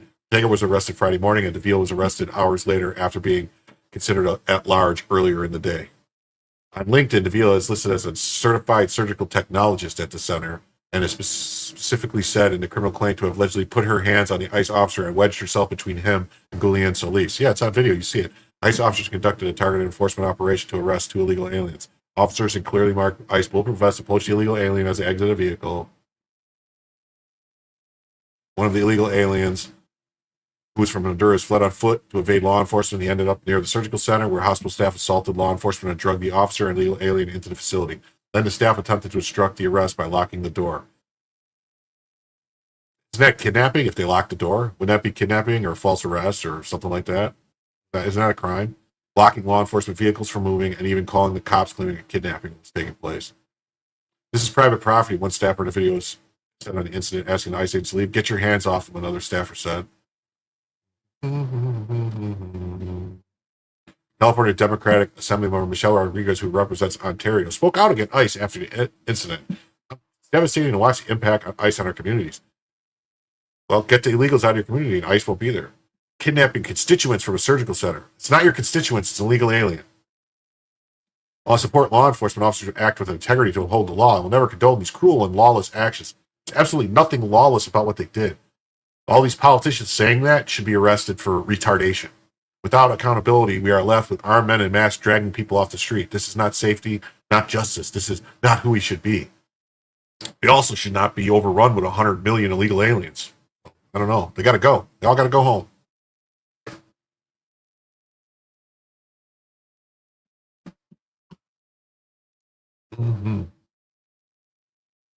Look at another case, another person that decided they wanted to interfere.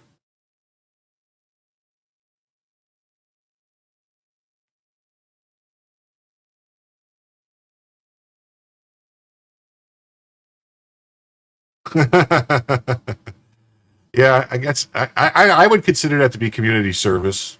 I don't know. Woman who tried to impede transfer of an alleged gang member to ICE custody was charged by complaint this week in U.S. District Court in connection with an assault on an FBI agent who was assisting with the transfer at the D.C. Central Detention Center. Read more. So this was at a detention center, and some woman decided that she wanted to attack FBI agents. These people are all wackadoozles. You know, woman who tried to impede transfer to ICE custody charged with assault on an FBI agent. Sydney Lori Reed of the District of Columbia was charged by complaint today in the U.S. District Court in connection with an assault on an FBI agent who was assisting with the transfer of an alleged international gang member at the D.C. Central Detention Facility, announced U.S. Attorney Janine Perez-Hero.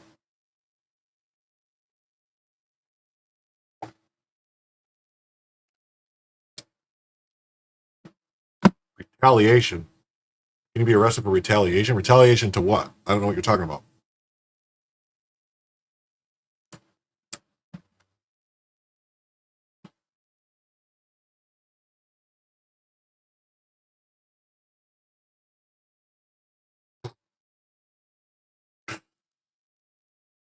I'm even more confused now. Reed was charged with assaulting, resisting, or impeding certain officers or employees. According to the complainant, at approximately 7:30 p.m. on July 22nd, two men, allegedly members of the violent transnational 18th Street Gang, Yo Vatos, were being released from D.C. jail into the custody of Immigration and Customs Enforcement. Both men previously had been arrested by the Metropolitan Police Department, one of them on firearm-related charges. The FBI agent was assisting two ICE enforcement and removal operation officers outside the jail when Reed walked up close to the officers and started recording video. After multiple commands to step back, Reed tried to go around the ERO, placing herself between FBI agents and one of the suspects being transferred into their custody. As Reed tried to impede the transfer, one of the ERO officers pushed her against the wall and told her to stop. Reed continued to struggle and fight with the officer. The FBI agent tried to help the officer control Reed, who was flailing her arms and kicking. During Reed's active resistance to being detained, the FBI agent's hand was injured from striking and scraping the cement wall, causing lacerations while the FBI agent was assisting them. I'd like to see video of this, though. I'm kind of starting to, I don't know. I mean, this just sounds like a lady Karening out. The case is being investigated by Homeland Security Investigations Washington Field Office. Is being prosecuted by the Special Assistant U.S. Attorney Joseph Dirnbach of the U.S. Attorney's Office for the District of Columbia.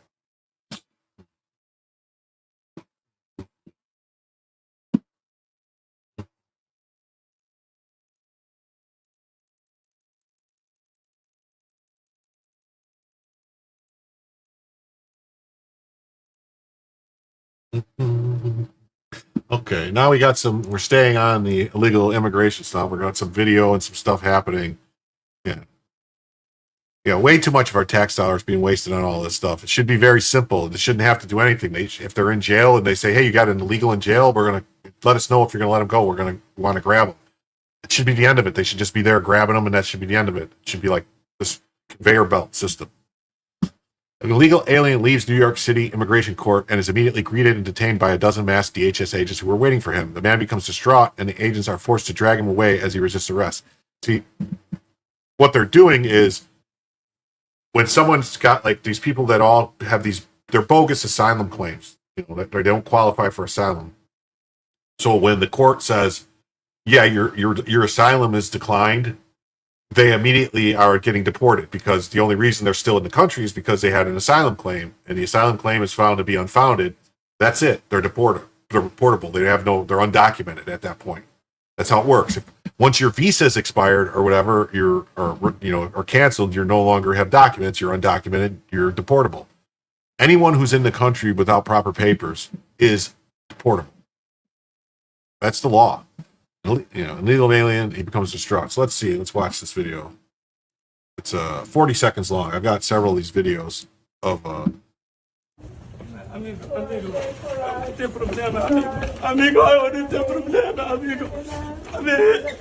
don't pee, man. Sorry.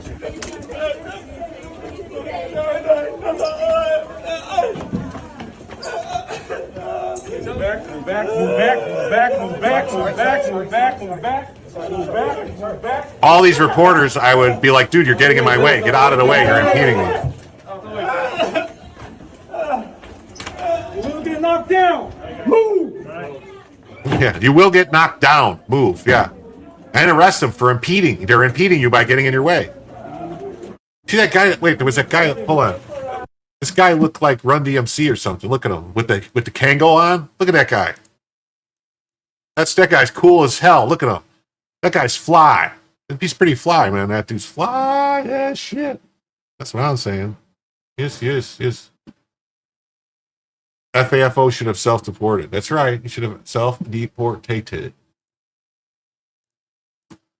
An outsider immigrant creation courts, a dozen agents from DHS detained multiple illegal aliens, including one from Mauritania in West Africa. The scene outside the courts has turned into a media frenzy, with activists and photographers getting in the way of agents making arrests.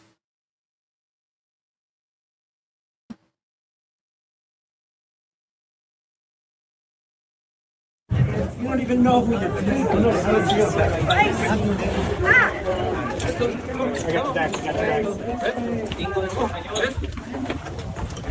Sir, what country are you from?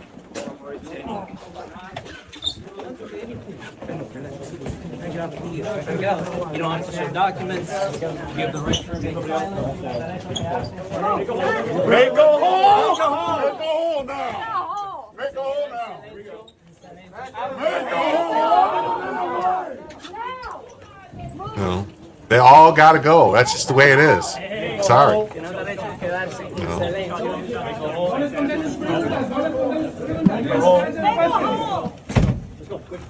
Let's go, guys. Let's go. Let's go. I just want to point out that I want to pull up. I'm going to pull up this question here where it says that they need to use the military. If you look back at history, there was a president by the name of Dwight D. Eisenhower who was faced with a massive amount of illegal aliens in the country after World War II that were here, that came into work and decided, during World War II, they worked at the farms and stuff. But we used to have this migrant system where people would come into work during the picking seasons and would leave. But then during World War II, because all the men left to go fight the war, there was a bunch of jobs and work opportunities open for people from Mexico. So they came and were in the country working illegally under the table. And there was an operation called WET. I'm pausing so that I don't, offend anybody. And then the second part of the operation was called BACK. You could Google that if you want. And they were able to get 500,000 illegal aliens out of the country in 3 months using the military. So it can be done. And nobody called Eisenhower a tyrant or a fascist or a dictator. So, okay.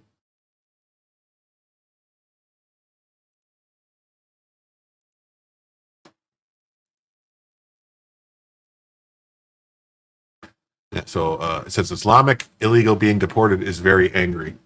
Let's see.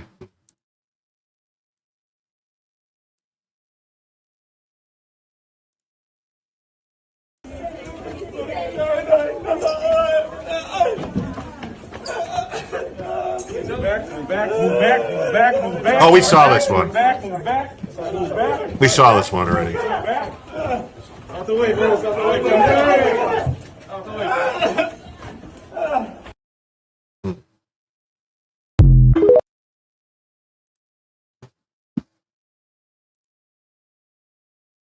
This guy says, chaos ensues at the immigration court in New York City as DHS detains multiple illegals. DHS is not folding under the immense pressure. It's, if anything, they're pushing even harder.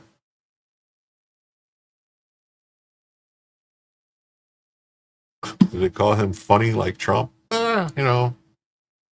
It's another story with a happy ending. I like happy ending. DHS is not folding. Keep going, guys. America has your back. We saw these, I think, right? Tim Cass. Yeah, okay, we saw these.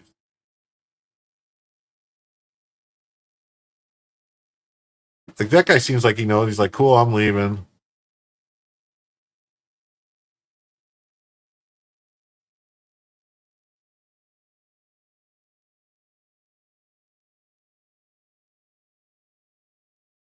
That looks like that one guy I just saw is a Democratic politician in New York. I think he's the something advocate or something like that, if I'm not mistaken.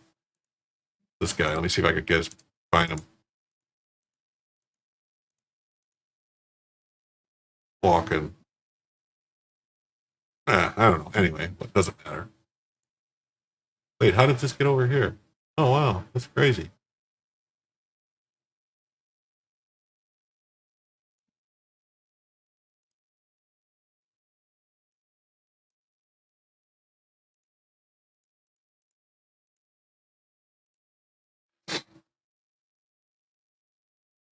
And now we're going to jump into some stories. I got a bunch of stories about bogus immigration hoaxes, the stories that the media have been covering. So we'll get into a couple of these. It says, Stockton-born Miguel Silvestri spent 26 years haunted by a wrongful deportation. Apparent error by Immigration Service to put him on notice of another potential removal. And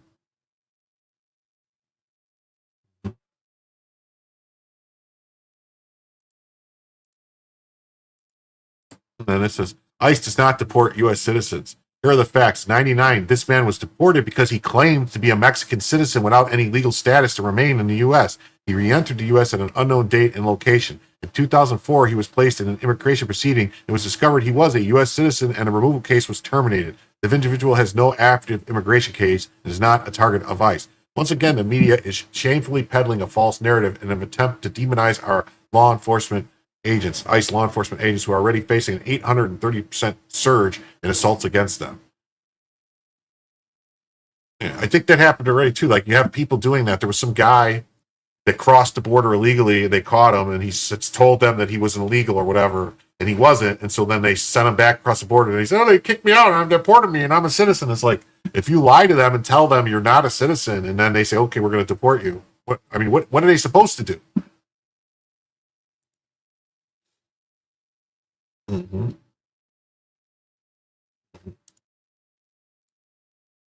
No.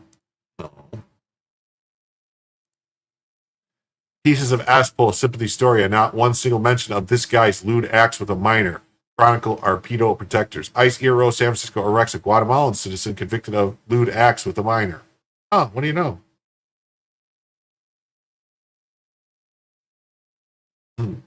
U.S. Immigration and Customs Enforcement and Removal Operations arrested an illegally present Guatemalan national convicted of lewd and lascivious acts with a minor. ICE officers from ERO San Francisco arrested Juan Vasquez Francisco in Sacramento on July 23rd.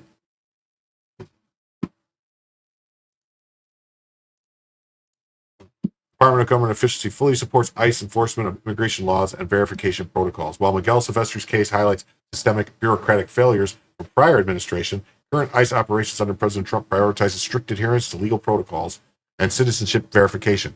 DHS records confirm Silvestri's 2004 case closure upon confirming his citizenship status, demonstrating proper resolution despite earlier errors rooted in Clinton-Biden era lax enforcement.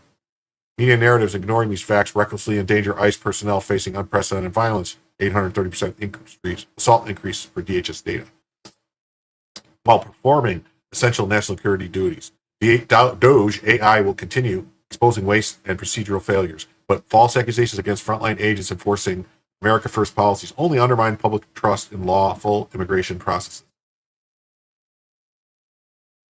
Yeah, if only, then, you were the hero they needed. Accountability lies with those bypassing legal entry, not officers upholding sovereignty. The data, the timeline behind these enforcement decisions demand a closer look.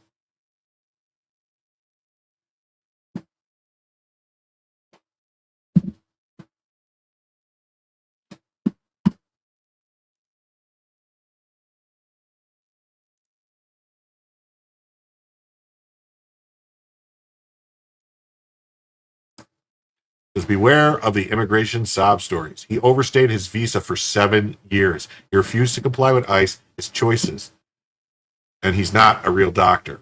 Daddy police. New video shows masked ICE agents arrest father outside child school in Beaverton. Yeah, this is the guy who's like, he can take his family with him, which is better than other common criminals who cannot take their kids to prison with them. He overstays his visa. ICE arrests him outside of school in front of his child. And Laura Ingham's takeaway is he's not a real doctor. This isn't about immigration. It's about dehumanization. What is this for? Because when your politics depend on cruelty, you stop caring who bleeds as long as your audience claps. Support all illegals. We lost all sympathy when Democrats let millions in to rig elections, rig the census, and use tax dollars for giveaways. Everyone remembers the Republicans for governor, mayor, House, and Senate candidates in the midterms like your life depends on it. Democrats hate you. ICE, please keep the pressure on. Or the politicians that want to destroy America just to rule over the ashes must be won now. Stay safe, and thank you for doing the dangerous work. Use the 8,000 new ICE agents being hired as overwhelming numbers to get them out of the country. Please make a concerted effort to remove the large groups with temporary protected status in Minnesota, Ohio, Michigan, Texas, and other states. This is a win-win. We get them out, and the politicians that they were brought in to support lose their voter base.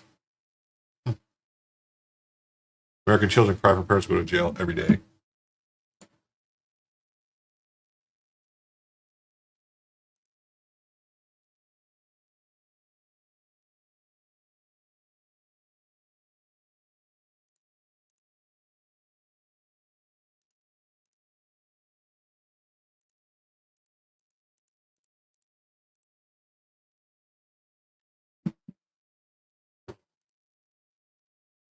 Daddy police. New video shows masked ICE agents arrest father outside child school in Beaverton.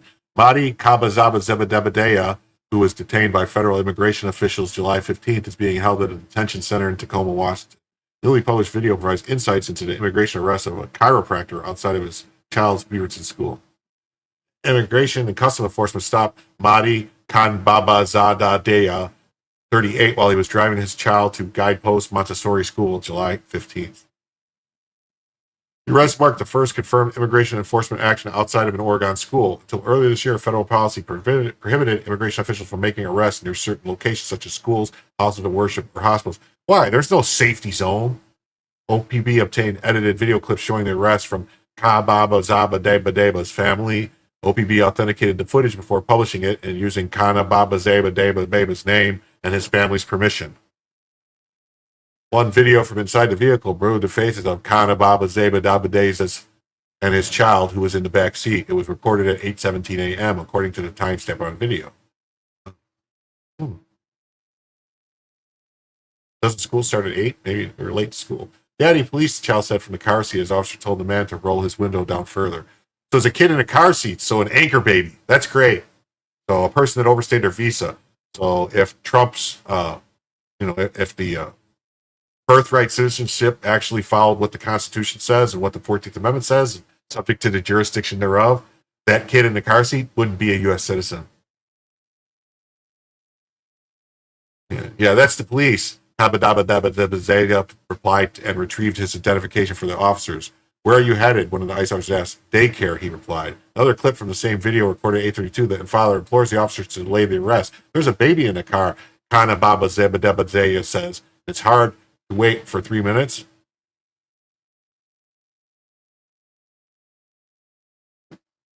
No, I didn't see that.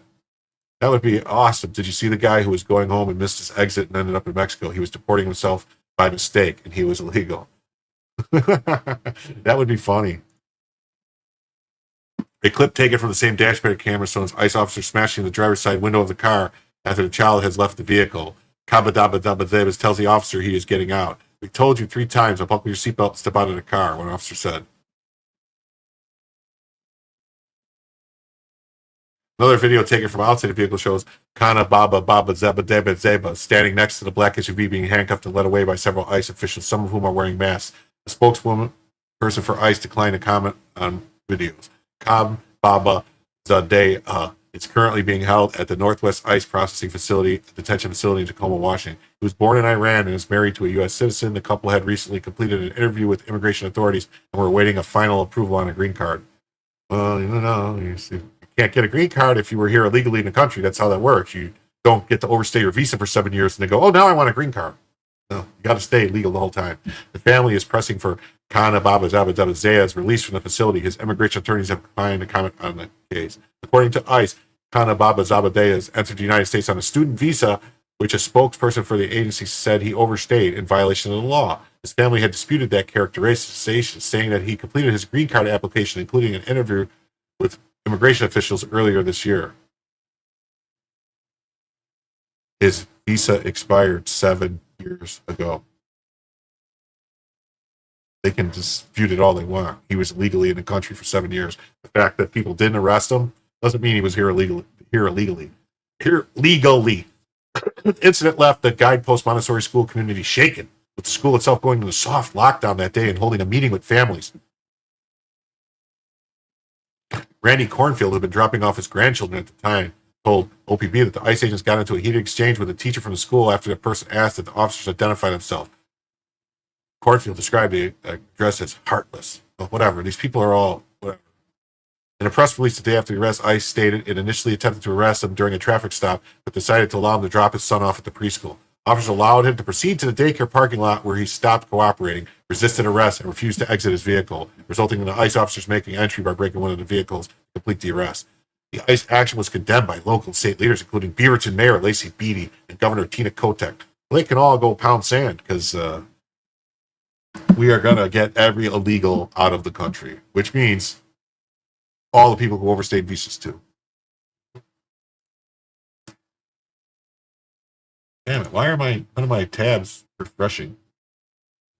Here's a good one. No habla español. Truck drivers are furious over Trump's order requiring them to learn English. What are your thoughts? Yeah, if you're a CDL driver in the United States, you have to be able to read and speak English. It's the law. It's part of the It's part of the transportation Department of Transportation regulations for CDL drivers.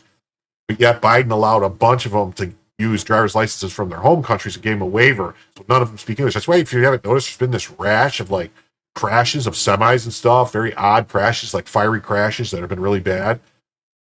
And then you look in, pay any attention to who the drivers are that are in these crashes, they're all foreigners. Just saying.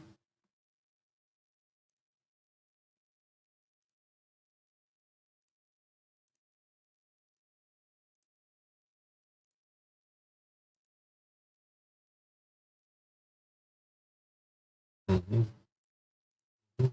Yeah, they're furious over that. This is new human trafficking suspect caught on video slamming his head into glass before he was hospitalized with a brain injury. Yeah, this guy started beating his head against the glass so that he could try to blame it on the cops. It's very similar to what they said happened in that Freddie Gray case. That Freddie Gray was banging his head in a police car, and then they tried to, basically tried to charge cops with it. So it's a good thing they have video of this. Randolph Lewis was arrested at a Michigan hotel during a multi-state human trafficking investigation. The Texas resident is allegedly linked to at least 10 victims across multiple states. After his arrest, Lewis reportedly injured himself in an attempt to blame officers and delay legal proceedings. Officials say his injuries are significant, but he will be returned to the Oakland County Jail once he recovers.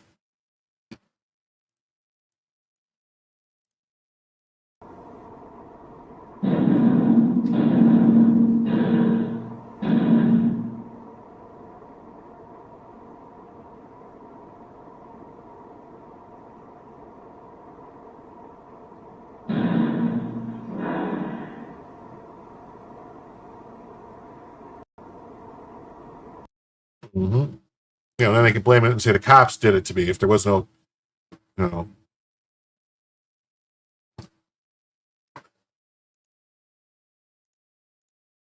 Must watch. Anti-ICE group in Durham, North Carolina accidentally gives it all away. They support the violent criminals. Reporter, what's your response to reports that the illegal ICE wanted was actually a convicted criminal person? We can't respond to that. Let's see. And now, if there are questions for any of our speakers, I'm sure they'll be happy to answer.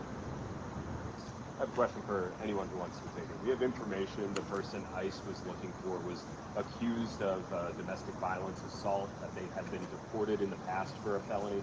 How do you respond to that? We don't have the ability to respond to in terms of we haven't talked to the family about whether they would like to share information that might counter what ICE is saying. But what we do know is that ICE has done dozens of occasions this year. This has been documented by mainstream journalists across the country. Made up stories about people that they were looking for that they could then not substantiate with facts or with court records. So I highly encourage everyone reading ICE's press releases to take them with a very small grain of salt. The name we have, we did see that the person missed their court hearing today. It was for domestic violence assault. I mean, how do you respond knowing that the person we believe this is accused of that crime? Everyone deserves to get justice here at the court. Everyone. That's what state and municipal laws say. That's what should happen.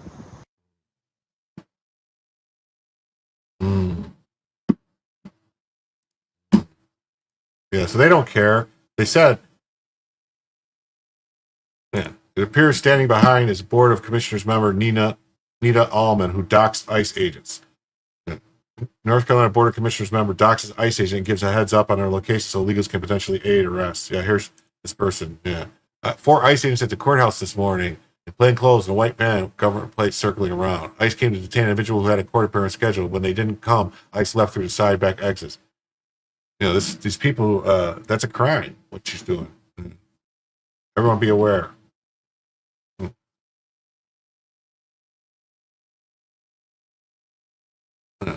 We want the means of production. Be honest. I'm being honest. What's your qualifications? Well, none. There you go.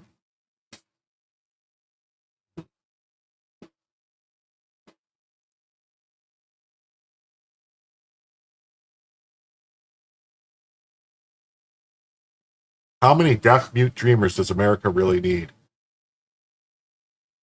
How many? Is having this person in our country a benefit to America? Donald Trump's legal mass deportation campaign has gone way too far. This is Senate Democrats. Yeah. Mass federal agents arrested a deaf-mute dreamer with full legal protection under DACA. I wouldn't say he has full legal protection under DACA. That's that whole thing is based on if you're illegally, you get deported. No tiers, no exemptions. I love how SCOTUS ruled that Trump's removal of DACA was unconstitutional, while at the same time calling DACA unconstitutional, but yet somehow that program was allowed to persist. It's crazy, right? You know, it's nuts. Like, Trump should really try to get rid of DACA again. And here's what it's to see. Islamic migrants are becoming more brazen in their admission that they are being sent to the West to conquer. I want to hear your story, and I want to hear about the drugs. Why do you want to hear my story? It's quite. I'm not here to tell story. I'm here to rule. Fucking rule. To rule? I'm here to rule. To rule you, to rule Trump, to rule Elon Musk, to rule Netanyahu, to rule Jews. Okay. Yep. Right. With that attitude. What a strange thing to say. It's a very poor attitude. You're a great guest. You're a great guest in this country. No. You're a great guest. What guest? Yeah, so you're a guest here, and you're saying you want to rule. No, this is my land. Is it? Is it? Okay, got it. Okay. Like. Just to confirm, you are staying in the hotel, right? No. You're not staying in the hotel. I can stay in the hotel. I can. I thought you were staying here. You know, at some point we will be going home. I'm homeless at the moment. You'll be going back home soon, at some point. No, it's up. You will be going back home at some point. You will be going back home at some point. Yes. You know, but at least even in England, you know, they're starting to get fed up a little bit. It says, infuriated migrants were caught on camera stealing a goose from a public park. This is exactly what President Trump was saying was happening in Springfield, Ohio. Geese used to be everywhere in Springfield parks. Most are gone. I've seen it firsthand. They have all gone, have to go home. Oh, man, seriously? Another video that's not going to let me play? What the fuck is going on here?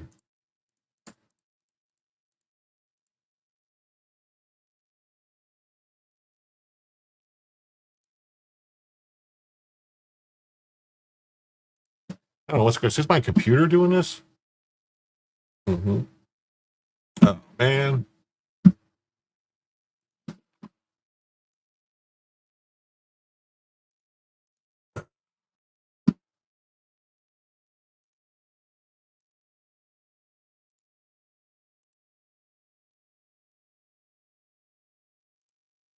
Just in protests outside multiple hotels housing illegal immigrants in the United Kingdom. But yeah, when people see those videos of the people saying they're there to rule, it's their land, and they're going to do all this stuff, the people might decide they're going to protest. And I don't know. The video of them stealing the geese, I couldn't get it to work. I don't know. I don't know what's going on. I don't know if that's if it's videos getting removed from X for some reason, or if it's something else. It's absolutely sickening. An illegal immigrant was raping a woman in Kentucky, then shot and killed the woman's 15-year-old son when he tried to stop it. Guess who let the scumbag illegal into our country? Joe Biden. That's crazy, right? Crazy story. Hey, Steve Hilliard, how you doing? You're taking off? I didn't see you here earlier.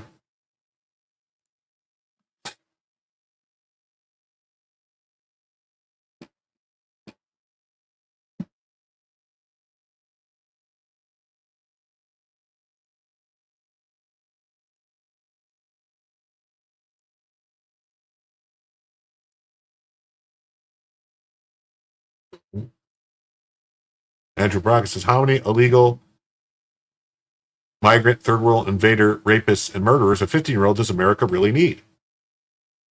How many? How many does he need?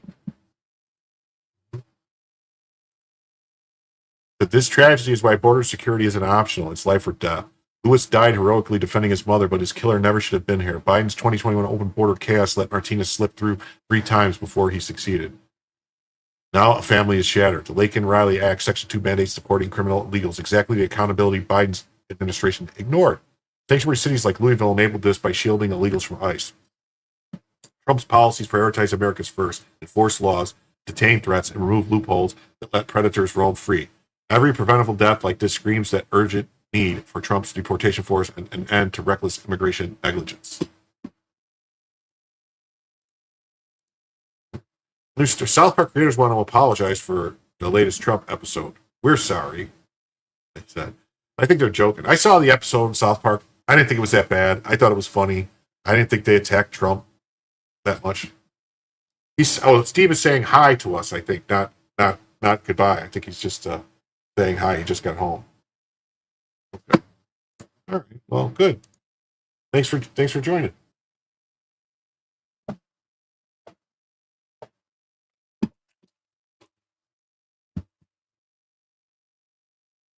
Yeah, South Park creators apologize for latest Trump episode. We're sorry.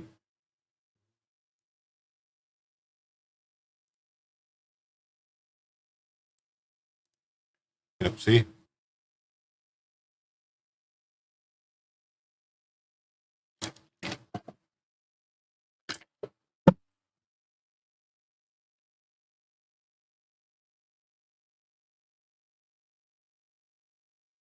Mm-hmm. So South Park creators reveal battle with network over wild Trump depiction. Joke. They're terribly sorry.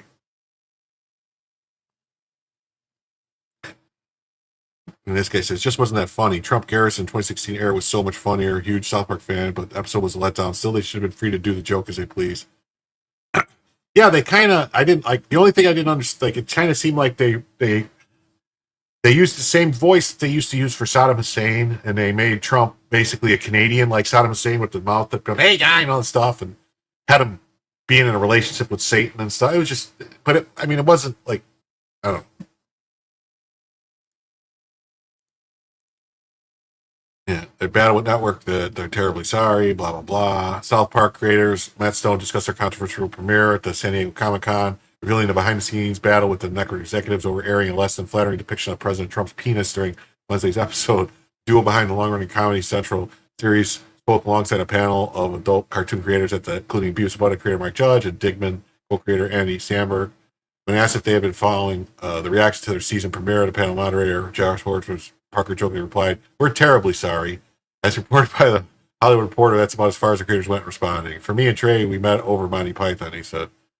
In this day, when PBS is getting their funny cut, that's how I found Monty Python. Oh, so they're mad about that? Monty Python? Seriously? Oh, well. Stone's comments on PBS come on the heels of congressional vote last week to cut the funding. Trump signed a $9 billion spending package into law. I thought they were libertarians. That's weird. According to Parker, the show's team finalized the season premiere episode just shortly before it aired. Just 3 days ago, we're going, I don't know if people are going to like this, Parker said, adding the duo were reading news headlines and say together, let's put that in there. Horowitz questioned the South Park creators about whether there was any concern in the season premiere from higher-ups at Comedy Central, with Parker detailing discussions with the network about showing Trump's penis on the show. They were like, we're going to blur the penis. We're like, no, you're not going to blur the penis. Parker added that adding the show's team agreed to add eyes to the depiction of the president's penis to make it a character. The White House, however, did not seem thrilled about the premiere. White House Assistant Press Secretary Taylor Rogers issued a statement regarding the episode. Fox News. The left's hypocrisy truly has no end. For years, they've come after South Park for what they labeled as offensive content, but suddenly they're praising the show. Just like the creators of South Park left us no authentic or original content, which is why their popularity continues to hit record lows. South Park's still pretty popular. I don't know. The show hasn't been relevant for over 20 years. Come on, no. You guys are just, come on. President Trump has delivered on more promises in just 6 months than any other president in history, and no fourth-rate show could derail the president's hot streak. Oh, that sounds a little bitter. Sounds a little bitter. Little bitter.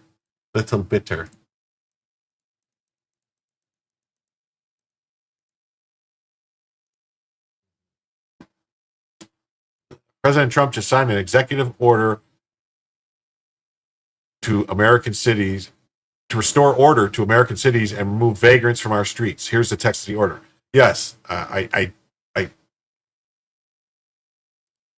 yeah, because cartoons are supposed to be factual and super serious. These are the guys that brought you the Wheel of Fortune episode. Come on. Yeah, the Wheel of Fortune episode was fantastic. It was like one of the funniest things. And actually, their episodes about, drawing Muhammad and all that are great too. Here's the text of the order. Trump is going to make asylums great again. The authority vested in me as President of the United States, the law vested by the Constitution and laws of the United States, is hereby ordered. Section 1. Endemic vagrancy, disorderly behavior, sudden confrontation, and violent attacks have made our cities unsafe. The number of individuals living on the streets in the United States on a single night during the last year of the previous administration, 274,224, was the highest ever recorded. Overwhelming majority of these individuals are addicted to drugs, have a mental condition, or both. Nearly 2/3 of homeless individuals report having regularly used hard drugs like methamphetamines, cocaine, or opioids in their life. I don't consider cocaine a hard drug. An equally large share of homeless individuals report suffering from mental health conditions. The federal government and the states have spent tens of billions of dollars on failed programs that address homelessness, but not its root causes, leaving other citizens vulnerable to the public safety threats. Shifting homelessness individuals into long-term institutional settings for humane treatment through the appropriate use of civil commitment will restore public order. Surrendering our cities and citizens to disorder and fear is neither compassionate to the homeless or to the citizens. My administration will take a new approach focused on protecting public safety. Restoring civil commitment. The Attorney General, in consultation with the Secretary of Health and Human Services, shall take the appropriate action to seek, in appropriate cases, the reversal of the federal state judicial precedent and the termination of consent decrees that impede the United States policy of encouraging civil commitment of individuals with mental illness who pose risk to themselves or the public or are living on the street and cannot care for themselves in appropriate facilities for appropriate periods of time. And provide assistance to state and local governments through technical guidance, grants, or other legal available means for the identification, adoption, and implementation of maximally flexible civil commitment, institutional treatment, and step-down treatment standards that allow for appropriate commitment and treatment of individuals with mental illness who pose a danger to others or are living on the street and cannot care for themselves. Fighting vagrancy on American streets. The Attorney General and the Secretary of Health and Human Services, the Secretary of Housing and Urban Development, the Secretary of Transportation shall take immediate steps to assess their discretionary grant programs to determine whether priority for those grants may be given to grantees in states and municipalities that actively meet the criteria below, the maximum extent permitted by law. Enforce prohibitions on open illicit drug use, enforce prohibitions on urban camping and loitering, enforce prohibitions on urban squatting. Enforce and where necessary adopt standards that address individuals who are a danger to themselves or others and suffer from serious mental illness or substance abuse disorder, or who are living on the streets and cannot care for themselves, through assisted outpatient treatment or by moving them into treatment centers or other appropriate facilities via civil commitment or other available means to the maximum extent permitted by law, or substantially implement and comply with, to the extent required, the registration and notification obligations of the Sex Offender Registry and Notification Act, particularly in the case of registered sex offenders with no fixed address, including by adequately mapping and checking the location of homeless sex offenders.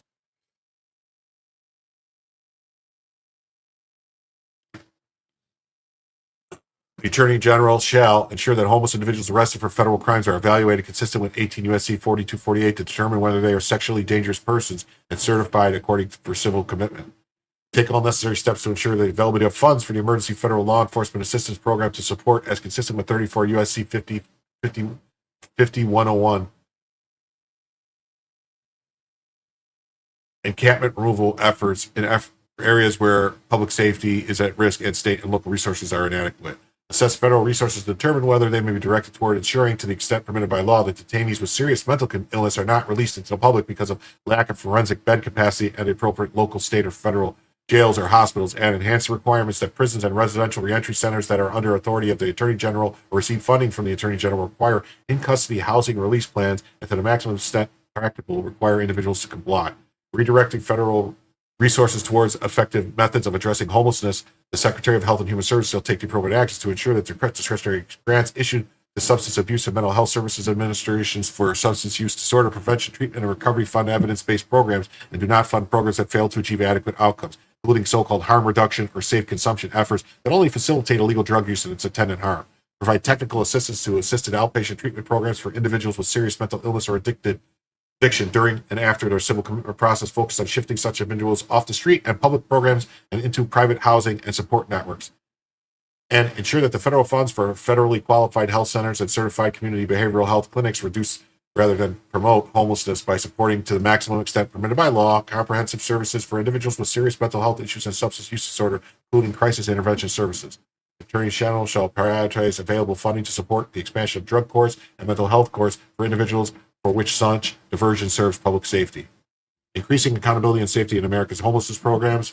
The Secretary of Health and Human Services and the Secretary of Housing and Urban Development shall take appropriate actions to increase accountability in their provisions of and grant awarded for homelessness assistance and transitional living programs. These actions shall include, to the extent permitted by law, ending support for housing first policies that prioritize accountability and fail to promote treatment, recovery, and self-sufficiency, increasing competition among grantees through broadening the applicant pool, and holding grantees to higher standards of effectiveness, reducing homelessness, and increasing public safety.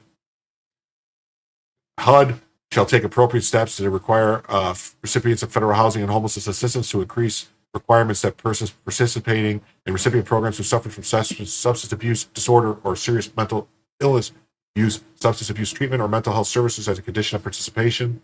With respect of recipients of federal housing and homelessness assistance that operate drug injection sites or safe consumption sites, knowingly distribute drug paraphernalia or permit the use of distribution of illicit drugs on property under control, the Attorney General shall review whether such recipients are in violation of federal law, including 21 U.S.C. 856, and bring civil or criminal actions in appropriate cases. So what they're saying is if any of these safe injection places are involved, they're going to go after those people.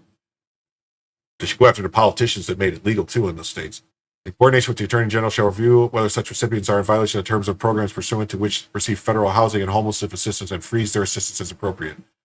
Housing, HUD, shall take appropriate measures and revise regulations as necessary to allow where permissible under applicable law federally funded programs to exclusively house women and children, to stop sex offenders who receive homelessness assistance through such programs being housed with unrelated children.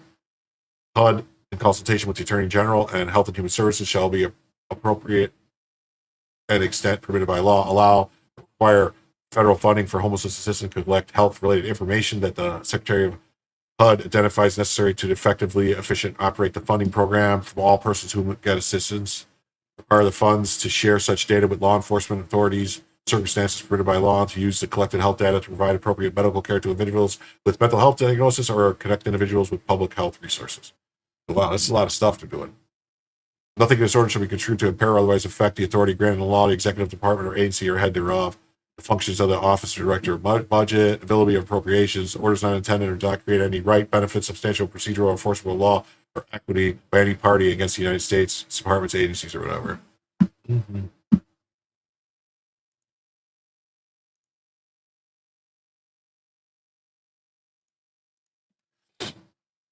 Yeah, huge news. Trump's latest executive order brings back the asylums. Trump is looking to reverse a 1960s era policy precedent that prevented people who pose a risk to themselves or the public and are living on the streets from being institutionalized. Here's the bombshell line. Seek in appropriate cases the reversal of federal state judicial precedents and the termination of consent decrees that impede the United States policy of encouraging civil commitment of individuals with mental illness who pose risks to themselves or the public and are living on the streets and cannot care for themselves in appropriate facilities or for appropriate periods of time. Many people need to be put in an institution, leaving them on the street to dwindle and endanger others with failed Democrat policy. I think it makes sense.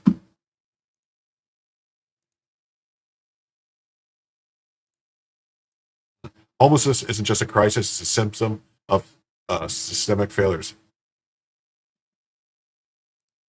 Any positive stories tonight? I thought this one was pretty positive. They're making asylums great again? That's not positive? Made me smile. Redirecting federal funds to prioritize treatment over enabling urban decay is a step towards accountability. For too long, bloated programs like Medicaid have hemorrhaged taxpayer cash while ignoring root causes, addiction, mental health, and unchecked illegal immigration, draining resources. This order's focus on civil commitment and cracking down on urban squatting aligns with the enforcing rule of law. But real success requires auditing every dollar. Remember HR 2311, billions wasted abroad while veterans slept on the streets. Time to slash bureaucratic growth, secure borders, and put America's first. No more excuses.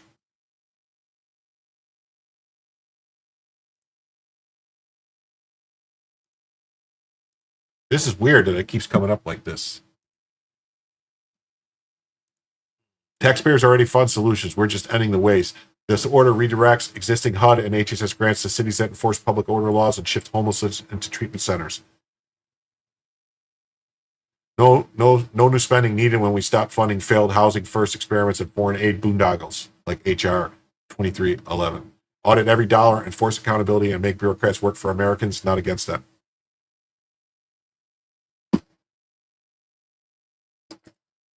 Yeah, I know that the stuff can't go back to the way it was, but I think a lot of the stuff, there was some very bad state-run facilities that Geraldo Rivera was responsible for running, stories on. I think it was in the late '60s and '70s, and then One Flew Over the Cuckoo's Nest, that movie and stuff.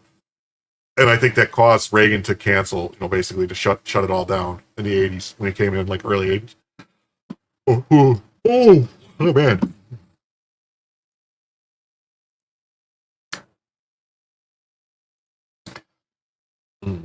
President Trump wants to make it easier to forcibly hospitalize people experiencing homelessness for longer periods of time. The executive order says shifting those with mental illness and addiction into long-term institutions will restore public order.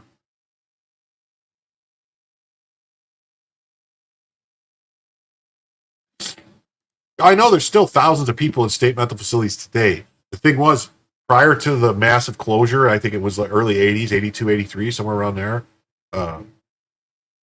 there was hundreds of thousands of people in mental facilities across the country. And those people just got all put out onto the streets. And it's not like people got more sane in the past 40 years, 30 years. I'd say people are crazier today than they were in the 60s or 70s, have more mental problems, more addictions and stuff. So I don't know. People need to get help. That's what they need to do. These people need to get help. They're American citizens on the street, stuff like that. They need help. And if help is hospitalization so they can't hurt themselves or other people, I guess that's what has to happen. I don't know. I don't want anybody sterilized. I don't want anybody getting electric shock treatment. I don't want anybody being mistreated in any way in the hospital or anything like that. But, what's been going on the past 30 years isn't working. And it's not helping anybody, just have people dying on the streets in California and other states.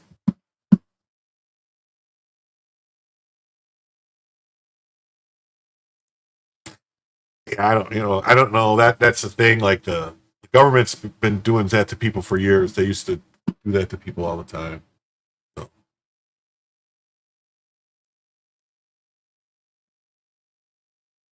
Yeah, Trump order pushes forcibly hospitalization of homeless people. The Trump's executive order could increase hospitalization of homeless individuals with mental health and substance use disorders. Well, it should be. President Trump has directed federal agencies to find ways to make it easier to forcibly hospitalize homeless people with mental illness and addiction for longer periods in an effort to fight what administration calls vagrancy threatening the streets of U.S. cities. An executive order signed Thursday pushes federal agencies to overturn state and federal legal precedent that limits how local and state governments can involuntarily commit people who pose a risk to themselves or others. The order said shifting homeless people into long-term institutional settings can restore public order. The impact of Trump executive order remains unclear because states set laws and handle the process of involuntary commitments. Critics warn that such a policy threatens to return to the nation of a darker era when people were often unjustly locked away in mental health institutions and does nothing to help people afford housing.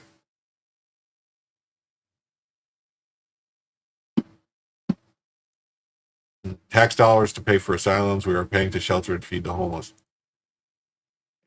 Well, no, I mean, here's the thing, because you can't if you just give a crazy homeless person a house, they're going to destroy it or put them in to live somewhere, and they're crazy. They're going to start fires, or they're going to do weird stuff, or they're going to act nuts. Or the drug addicts are just going to do drugs and stuff. So you have to get them help before you can give them a place to live. But I mean, like, I really like the idea that of opening like huge cities, like in the there's huge areas of federal land that they could open like tent cities, and they basically take the people, all the homeless people, and concentrate them there with all the health facilities they need and everything, doctors, and you can have like facilities and restaurants, and things would open up. You'd create like a whole new city, a homeless city with an encampment for them, and you would just concentrate the homeless there in like a camp. And then that's a joke.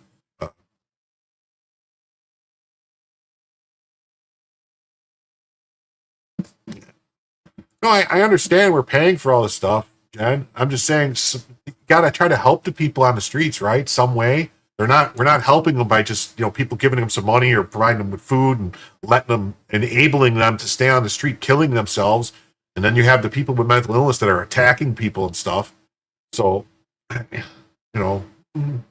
some point, a society has to step in to help the people that can't help themselves.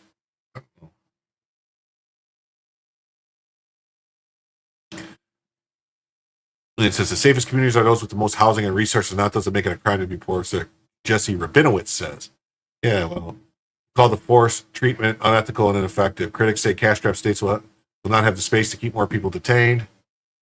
Yeah, the court order also instructs agencies to prioritize funding for mental health and drug courts and not fund harm reduction programs that the administration said facilitate illegal drug use. Also call for agencies to prioritize funding states and cities with the maximum extent enforce laws on open-air drug use, prohibitions on urban camping, loitering, and squatting. Yeah, Portland is horrible. In Portland, California, Chicago, there's a lot of places where people are just dropping dead on the street every day, and nobody seems to do anything about it. The executive order was issued as the Trump administration has slashed more than $1 billion COVID-era grants administered by the Substance Abuse and Mental Health Administration and proposed to slash hundreds of millions more in agency grants. Ugh. There's no question we need to do more to address both homelessness and untreated substance abuse. Well, I mean, substance abuse. We have to do something. We can't just, like I said, we can't just give people homes that are on drugs or mentally ill, because they just destroy it.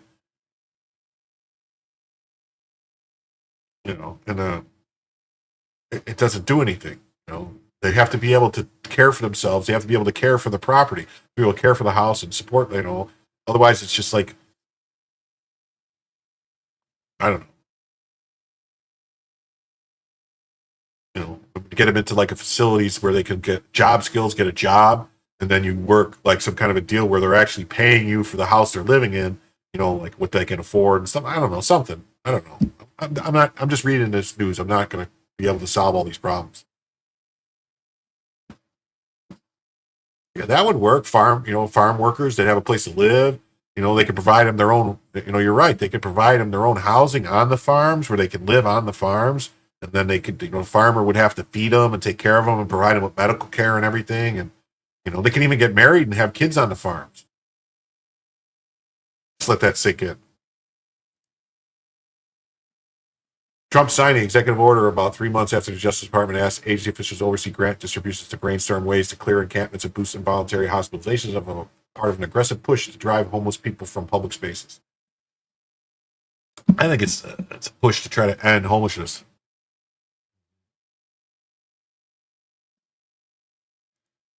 Well, here's the thing. Sometimes find their family. Sometimes the family can't do anything. They've done so much that the family just had to get rid of them. I mean, that they couldn't deal with it anymore. You know, they're stealing from family, they're lying.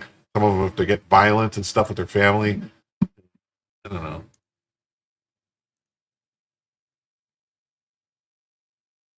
So here's a story. I don't know how many more of these I'm going to do, but here's a story I wanted to bring to you. So it's very upsetting. News stories. Why are Johnson and Thune blocking Trump's recess appointments?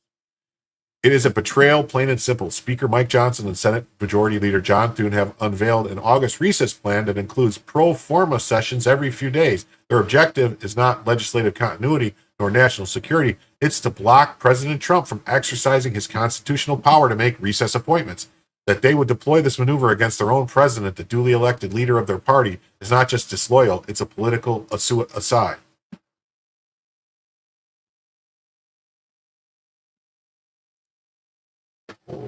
Well, I wasn't talking about that. I mean, they wouldn't whip them or anything or beat them. They wouldn't chain them up. They wouldn't like own them.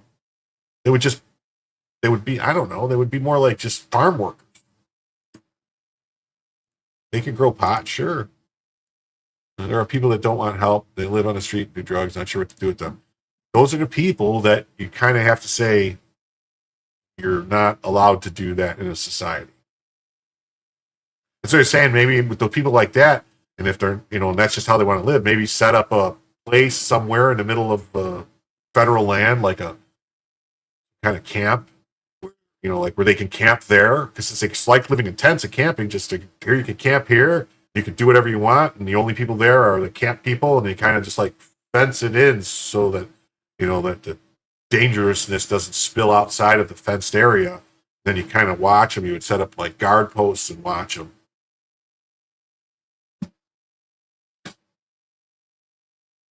Political suicide. Trump has more than 250 nominees awaiting confirmation, including dozens of judges and critical executive branch officials. Backlog is no accident.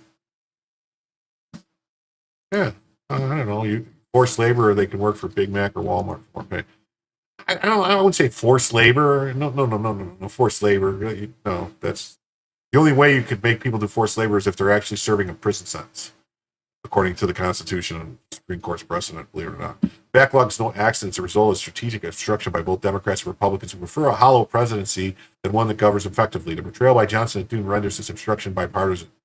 They are aiding the enemy by shackling their own president. This is not a passive resistance of legislative sloth. This is an active attempt to kneecap a sitting president.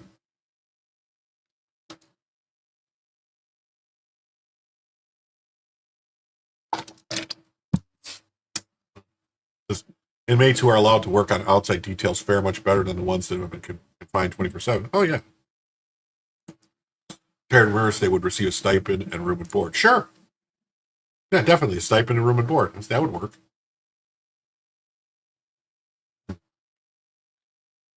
Consequences are real. In the case of Alina Habba, the interim U.S. attorney for Jersey, her nomination stalled in the Senate. The district court refused to appoint her. When Pam Johnny fired, the district court's choice reappointed her, but the reappointment won't stand. A recess appointment by President Trump would solve the problem immediately, overriding the Senate's paralysis and the judiciary's resistance. This is not bureaucratic wrangling. It's a calculated refusal to allow Trump to staff the very institution he's charged with running. I wouldn't call them internment camps because, they're not going to be forced to stay there type of thing. I don't know. I mean, they get weird names. Like, it's not like going to be jail or anything. I'm just saying, like, for the people who don't want help, who aren't crazy, who don't have mental health problems and don't want help with drugs, and they're just like doing drugs in the street and that's all they want to do, and they're living in tents. I mean, why wouldn't they rather go live somewhere where they're not going to be bothered by anybody? And you could have like food trucks show up to sell them food, and I don't know, give them food and everything, and then just, I don't know. Is that heartless? Is that weird? I don't know. I mean, I don't want anybody to be hurt. I don't know. We are paying for the homeless anyway between police, healthcare, various government programs that aren't working, and the cost of communities, billions are going out every year.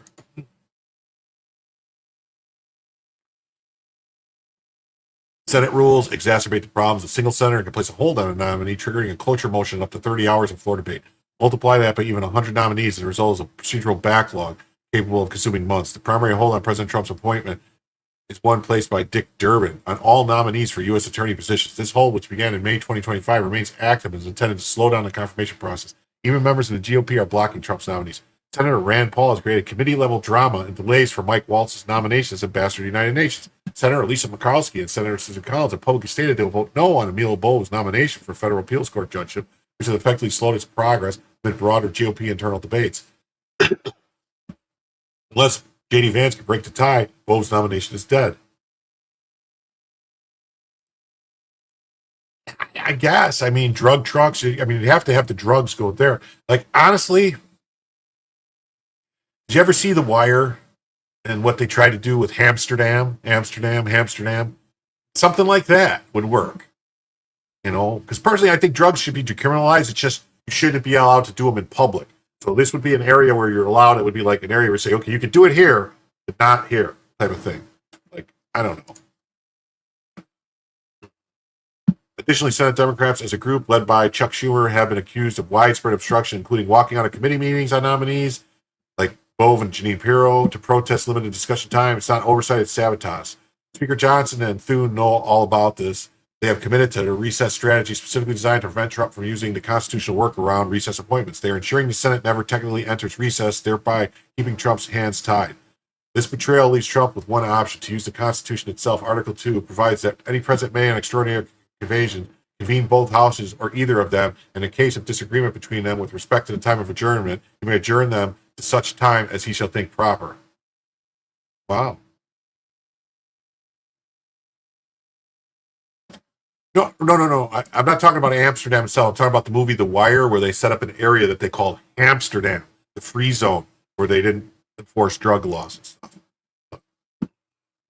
In other words, if the House and Senate cannot agree on a timing for adjournment, the president may force a recess. To trigger this clause, Trump would need one chamber, either Johnson or Thune, to move to adjourn for 10 days. If the other refuses, that creates a disagreement necessary for Trump to invoke this power.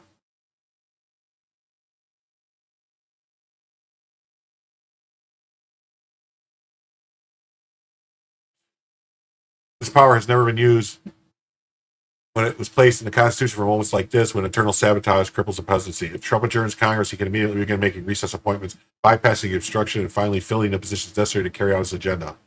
President Obama tried something similar. In 2012, he appointed officials to the NLRB board while the Senate held pro forma sessions. The Supreme Court struck down the appointments because the Senate was not truly in recess. Unlike Trump, Obama could not invoke Article 2 adjournment power because the House and Senate were coordinating their sessions, meaning that no disagreement on timing of adjournment. To create such a disagreement, Obama would have needed cooperation from the Senate, which, despite being controlled by his own party, was unwilling to assist.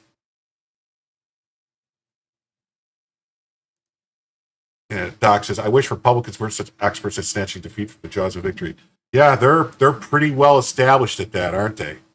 They go crazy, and they seem to constantly do it. Constantly. The founders did not envision a ceremonial presidency. They designed a balance of powers, and they gave the executive tools to defend itself against legislative sabotage. Jackson understood this when he challenged the Supreme Court to enforce a decision he rejected. Lincoln understood this when he suspended habeas corpus, and Trump must understand it now as Congress tries to quietly strip him of the ability to govern. Norms have already been shattered. It's no longer scandalous for the Senate to block entire cabinets.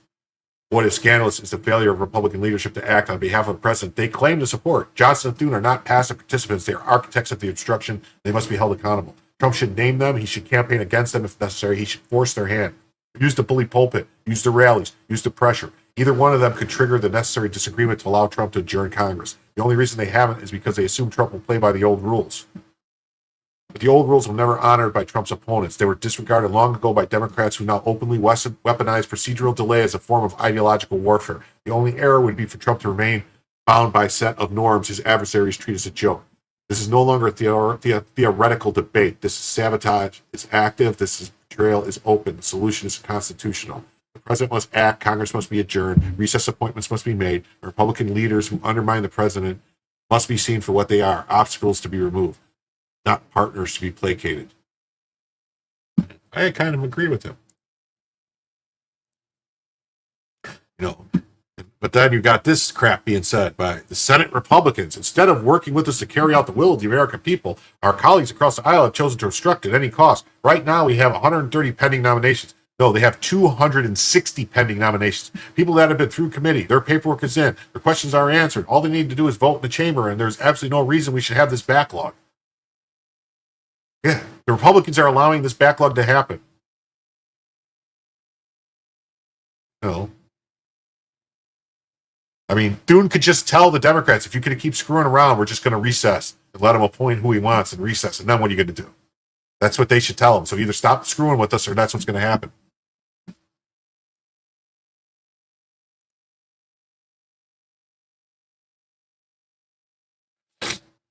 Okay, next story. President Trump ordered the dismantling of the U.S. Institute of Peace to the statutory minimum. These plaintiffs ran to a D.C. Obama judge who issued a stay that the president and his team can't do this. Then the full D.C. circuit, which is stacked with Obama and Biden radicals, sided with the Trump administration. These activists, plaintiffs, and lawyers and judges understand that President Trump's DOJ is getting monumental victories in the Supreme Court. They're seeing the D.C. circuit, the most left-wing radical circuit of all of them, even starting to back down now. I don't know. We're not going to listen to all this because it's 7 minutes. I think when they hear a comment like that, you know, it's terrifying. It's frightening. I have a lot of conversations with former colleagues, people who are or were in the intelligence and law enforcement community, and they have worked in, the Obama administration, other places, detention. And I think, as crazy as this sounds in the United States of America, I think people should really consider that these are possibilities. Listen to what the man says. He typically does what he says, as crazy as it seems, and that's really all the indicators you need. When the director says that she's referred these filings to the Justice Department for a criminal investigation, tonight we're told they formed what is called a strike force. Do you have concerns that they will attempt to prosecute you? Well, certainly I do. After 8.5 years of this, and I don't know of an intelligence product that was more scrutinized, more investigated than that product. Bullshit.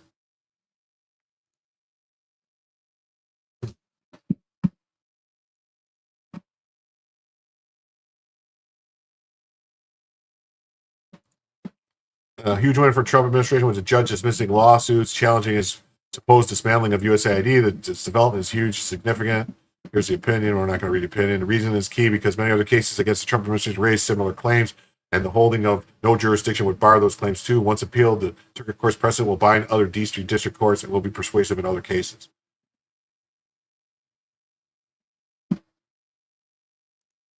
Okay. Government debt will destroy its own party if they disagree. Only yes, man. You must obey. More Epstein. No. I don't want that. But he's got to get these people. They have not been voting on any of these nominees to run the people he needs to run the attorney general's offices, all these different Justice Department appointments, all these U.S. attorneys. They're all stuck. They keep playing games. It's been these people are picked for 120 days. Then they got to replace him. They get to play all these games. He has a right to have his people run the government. It's supposed to be advise and consent. It's not supposed to be block and stall and wait. It's been 6 months. He's been president for 6 months. And he's only been like 30 people confirmed, 35 people. Like, it's crazy. There's ambassador to the UN still not confirmed, been held up, Mike Waltz. There's been all types of other people been held up. I think it's Mike Waltz. But anyway, they have this, the Senate, these people all ran. That's, I don't understand what the Republicans are doing to not support the, just putting the people in place to do the stuff. I don't know.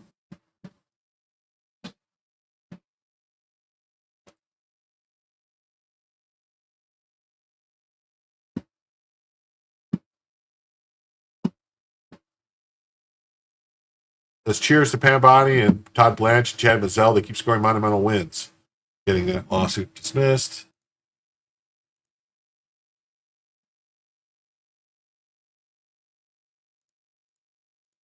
Yeah, who's news today in D.C. after signing off this morning from Secretary Rubio and Hegseth?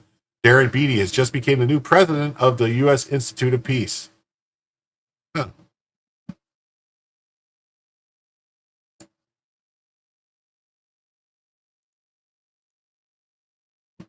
Darren Beatty will be inheriting the reins of the influential but deeply wayward USIP, which has been beset by allegations of corruption and unauthorized covert foreign policy. Beatty's vision is to rebuild USIP from the ground up, ditching the baggage of its troubled past. Yeah. Taxpayer-funded think tanks rebellion against Doge. These people thought that they,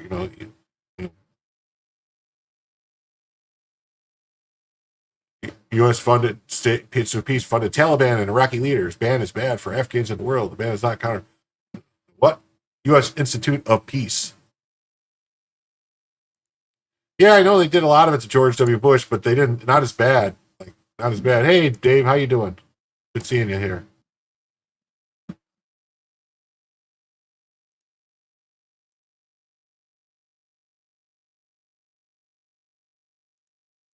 Says, while USIP President Beatty will remain under Secretary of State for Public Diplomacy, where Beatty has led sweeping free speech reforms, including shutting down GEC and recent push on Brazil. He will also stay as the head of the state's Bureau of Educational and Cultural Affairs.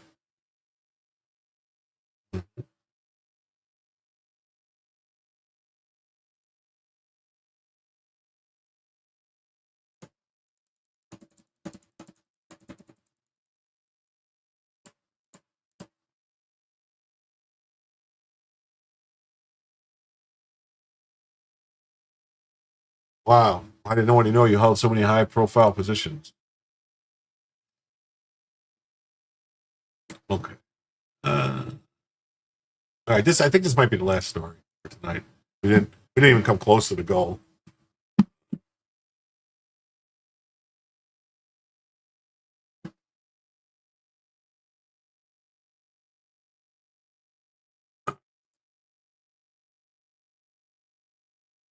What does any of what mean? Yeah, Dems always get their nominees through because Republicans always make deals. Like the Republicans made deals, with the Democrats at the end of Biden's term to let him stuff the court full of judges after the election, which they should have blocked all those judges. They shouldn't have let him appoint any judges after the election. They didn't, the first in 2016, 2017, they did not allow it. But they made a deal with the Democrats that said the Democrats said they weren't going to play this game. Democrats lied. Republicans are like Charlie Brown going to kick the football, and Lucy the Democrats are Lucy pulling the football away. Always. Peace Eye statue? What do you mean? Peace One statue? You're talking about the Institute of Peace? It was some company. It was basically like a front. It was like an offshoot of USAID that was used to fund stuff. The Peace Institute, what does it really do? It's like a shadow CIA stuff. All right, so here we go. The ugly truth about wind, environmental disaster masquerading as clean energy. President Trump, with characteristic candor, recently cut through the rhetorical fog that surrounds America's energy debate. Windmills are an economic and environmental disaster. I don't want even one built during my administration. The thousands of dead and broke ones should be ripped down ASAP. Most expensive energy only work with massive government subsidies, which we will no longer pay. Hyperbole? Perhaps. But directionally, He is correct. Wind power is not the clean economic salvation it has been marketed to be. It is, in fact, a massive public policy error, a boondoggle wrapped in a green ideology and fueled by corporate rent seeking. It's time to ask the blunt question. Why are we still subsidizing wind energy at all? The federal government should not encourage, mandate, or fund the construction of even a single new turbine. Let those who wish to place them on private land to power a cabin or a mine to do so at their own expense. But the days of carbon credits, production tax credits, and state renewable mandates funneling billions into wind development must end. Let us begin with the environmental reality. Wind turbines are not clean. They are merely offshore pollution factories, outsourcing their damage upstream to Chinese rare earth mines and downstream to landfills. The construction of a single modern turbine demands approximately 1,200 tons of concrete, 335 tons of steel, 4.7 tons of copper, and 2 tons of rare earth elements like neodymium and dysprosium.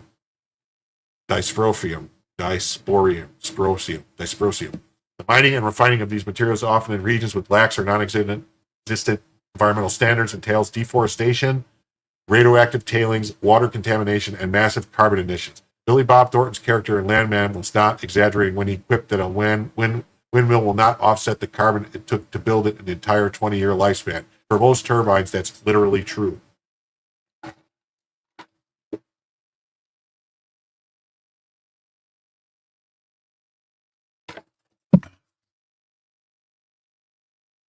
Then there are the birds. The United States Fish and Wildlife Service estimates that over 1.17 million birds are killed by turbine blades annually, including protected raptors like bald eagles and golden eagles. One wind company, a subsidiary of Next Energy, pled guilty in 2022 to killing 150 eagles with its turbines. Bats suffer even more dramatically, falling to both blade strikes and barotrauma. These are not isolated incidents. They are systemic. Unlike oil spills, they are not accidents. They are features of the technology. The phrase environmental genocide is not out of place.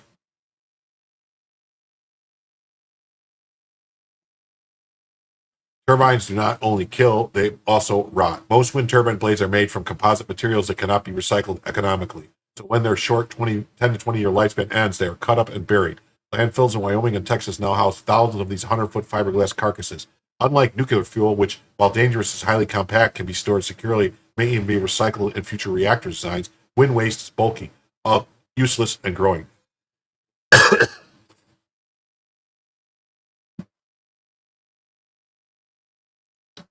How much power does it take to run AI? I guess we can let other countries lead in clean energy technology.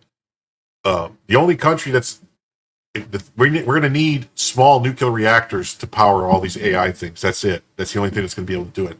Now, consider the economic argument. The Energy Information Administration reports that wind receives 52% of all federal energy subsidies, yet produce only about 10% of the nation's electricity. These subsidies are not minor. The federal production tax credit alone hands wind developers approximately $27.50 per megawatt hour of electricity produced for a decade. That figure does not include state mandates, renewable energy credits, or the cost of transmission lines to connect remote wind farms to urban grids. Despite these subsidies, wind is not cheap. The levelized cost of energy for wind may appear competitive on paper, but that metric ignores integration costs, backup requirements, and transmission infrastructure. Wind's average capacity factor hovers around 35%. Nuclear runs at 90%, over 90%. A wind farm needs nearly 3 times the installed capacity to match an annual output of a nuclear plant. But the grid cannot rely on wind output because the wind does not blow on demand. As such, wind necessitates backup from natural gas or even coal, ironically entrenching the very fossil fuels it was meant to displace. California's grid failures during the recent heat waves and Texas' disastrous blackout in 2021 illustrate the peril of over-reliance on weather-dependent energy. When the wind stalls, the turbines stop. The electricity they were supposed to provide must come from somewhere else, and if that backup does not exist, people suffer. Grid operators now speak of the duck curve and effective load-carrying capabilities to describe the unreliability of wind. But these are euphemisms. The plain truth is that wind is not dependable. Defenders of wind will point to solar, which is also intermittent but far less criticized. The difference lies in solar's predictable diurnal cycle and its compatibility with battery storage, and it's a relatively low land use compared to wind. Solar panels can go on rooftops and parking lots. Turbines require vast swaths of land. According to MIT, onshore wind needs about 100 times more land per terawatt hour than nuclear power. It turns beautiful ridgelines and pastoral fields into spinning industrial zones. Communities across the country have begun to resist passing local ordinance to block wind projects. Their instincts are right. The costs fall on them while the profits flow elsewhere. What then should replace wind in America's energy portfolio? The answer is not difficult. Next generation nuclear, clean natural gas, and strategically deployed solar. Nuclear energy offers unmatched reliability, a near zero carbon footprint, and minimal land use. Modern nuclear small modular reactors promise safety, flexibility, and better cost controls. While wind turbines last 10 to 20 years, nuclear reactors can run for 60 to 80. Their upfront costs are higher, but the long-term value is far superior. Natural gas, meanwhile, remains the indispensable backbone of the American grid. It's abundant, dispatchable, and relatively clean compared to coal. It also enables economic growth. During the shale boom, the U.S. lowered carbon emissions faster than any other industrial nation, precisely because gas displaced coal. Let it now serve as the bridge to a nuclear-powered future.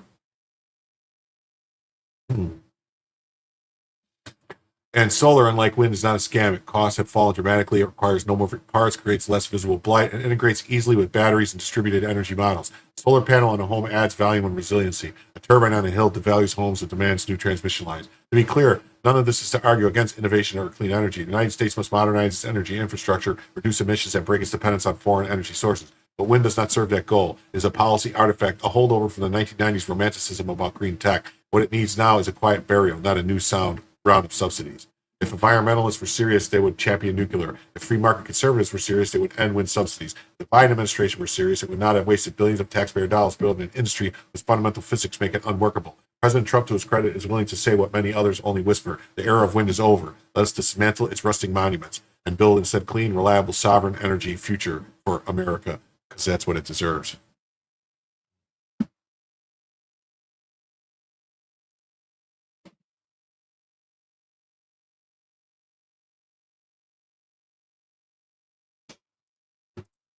The big beautiful bill is about shutting down progress. It's about cutting bloated subsidies that distorted energy markets and funneled taxpayer money into unreliable projects. Texas alone added 27.5 gigawatts of solar since 2020 without endless handouts. True energy independence means prioritizing American-made solutions, oil, gas, nuclear, and innovation, not trying our grid to foreign supply chains or green mandates. The bill redirects $1.6 trillion from globalist handouts to domestic output. Slashing bureaucracy makes markets, not DC, decide what works. When renewable makes fiscal sense, they'll thrive. The forced dependence on subsidies, that's what was misguided.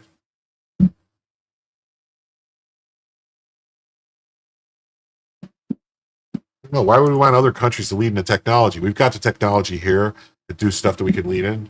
But there's really there's no reason to let other countries lead in the technology. Windmills are not the windmills have been around for hundreds of years. They used to use them to power, mills, actual windmill. That's what it was called, a mill, because it was a mill to grind grain and stuff to make flour and different things. Or a mill used, windmills to power saws and stuff, and same thing with water mills.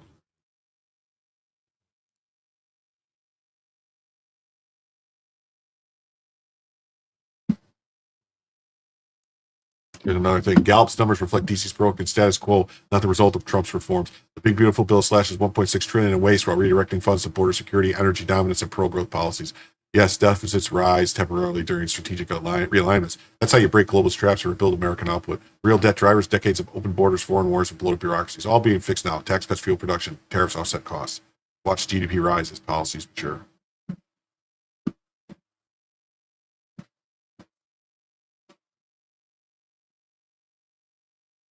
Well, the problem is we let China take over the whole solar market. China controls all the materials to make the solar panels. I don't think there's a single solar panel that you can buy that's not made in China, if I'm not mistaken. I don't think there's any made in the United States.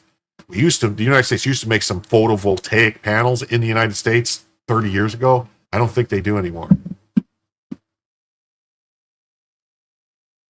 the problem with solar panels, there is a problem with solar panels also. We are experiencing a magnetic pole shift that's happening. The magnetic poles are shifting. The magnetic field on the Earth is weakening. If that goes and continues, solar panels are going to start exploding when too much power, it basically hits them and fries them out. They're just going to go pop, pop, pop, pop, pop, start popping.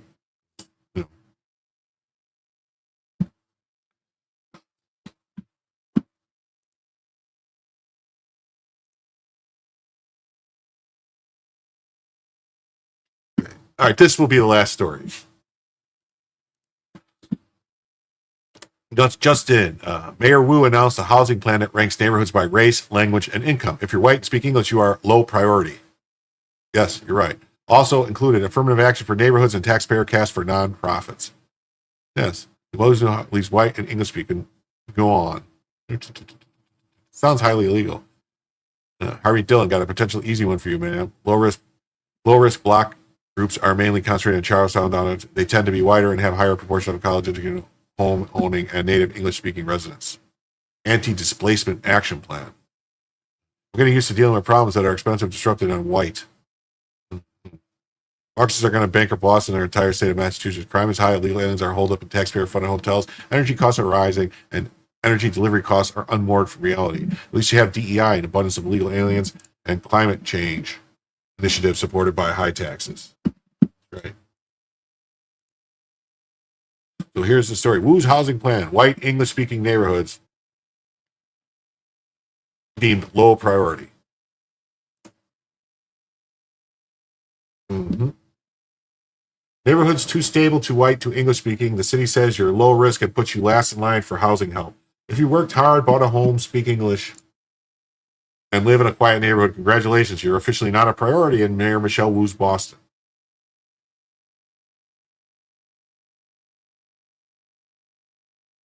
The takeaways from Wu's administration new 69-page anti-displacement action pad, which introduces a scoring system to decide who gets housing help and where the city should focus its efforts. Spoiler, it's not you. Buried in the plan is a city-developed displacement risk map, which flags neighborhoods by race, language, income, education level, and home ownership rates. Areas that are, in the city's own words, more white, more English-speaking, are filled with homeowners and marked low risk, and thus less deserving of city support. Low-risk block groups, mainly concentrated in Charlestown, downtown, north of Charlestown is not like a rich place. West End and West Roxbury tend to be whiter and have higher proportion of college-educated homeowning and native-speaking English residents. Charlestown is what used to be the more bank robbers came from Charlestown than anywhere else. That the whole movie, The Town, was based on Charlestown. In other words, if your neighborhood is too stable, speaks the wrong language, or just has too many people who finish college, don't expect much from the city. How does the risk map work? If it doesn't sit on the shelf, the city uses it to decide where to advertise housing lotteries, who gets first-time homebuyer support, which landlords to engage for eviction prevention, which neighborhoods get rezoned and preserved, what developers are told to build and for whom, where climate dollars go, who gets public land for below-market shops, how the city negotiates over state-owned real estate. So if you live in a low-risk area, you're automatically deprioritized for about all that because according to Wu's team, you just don't need the help. A friendly hand for community development. The plan also nods to a growing role for so-called community-driven developers, smaller nonprofit-aligned builders that work closely with local groups and neighborhood coalitions. In theory, it's about empowering locals. In practice, it gives the city broad discretion to pick which groups get access to public land, funding pipelines, and project approvals, and which ones don't. If you're politically plugged in, speak the right lingo, and show up to all the equity workshops, there may be an opportunity here. For everyone else, it's not as clear. Taxpayer resources, land subsidies, and city planning muscle are now being steered toward culturally aligned housing models. The plan doesn't say who decides what that means, but you can bet it's someone with friends at City Hall. And now, affirmative cultural zoning. The plan also throws in a new phrase that sounds like it was invented at a graduate student mixer. Affirmative cultural zoning. It's not defined, but it implies that the city may now guide development based on the cultural identity of a neighborhood and to suggest how to preserve or change it accordingly. No clear rules, no criteria, no explanations, just another vague layer of planning power that lets bureaucrats tell you what belongs in your neighborhood.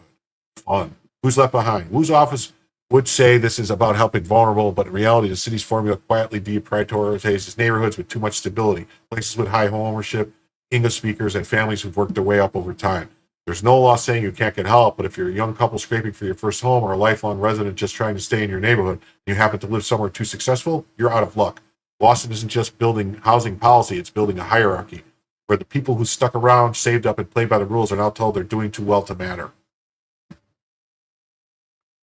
I believe there's already plans to sue the Department of Justice, Harvey Dillon at the Department of Justice Civil Rights Division is already looking into this. They call it data-driven policy. We call it forgetting people who made Boston work. Policy we run there. So yeah, so there's that policy, which is really crazy. It's kind of nutso, schizo.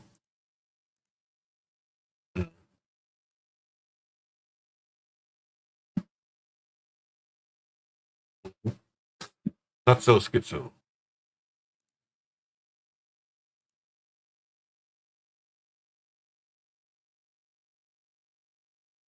Oh, wait. So, yeah. So there is one story more I want to do. I saw this. I found it was interesting. It's a story about what's the what's going on in our military lately. I wanted to pull this up. So this is another case of women infiltrating male spaces, in this case the Marine Corps, and then demanding changes to the culture because it's too toxic and hurts her little feelings. Her demands would make the Marine Corps a less effective fighting force on the battlefield, which would ultimately end in getting more men killed. Let's see what she has to say. The Marine Corps is never going to have a healthy culture because we've set this toxic culture as our standard and all over the Marine Corps. And as soon as someone tries to change it, they're gone. You know, they have to go somewhere else. They have to, you know, PCS, they have to move to a different unit, or like they have to go to school, or, you know, like, so there's no like stability in there. The Marine Corps is never going to have a healthy. Yeah, Marine Corps is supposed to be toxic. They're supposed to eat crayons and kill people. That's the Marine Corps' job. We send them. They are America's pit bull. We send them. They're our junkyard dog. We let them off the chain every once in a while to go fuck people up around the world. That's their job.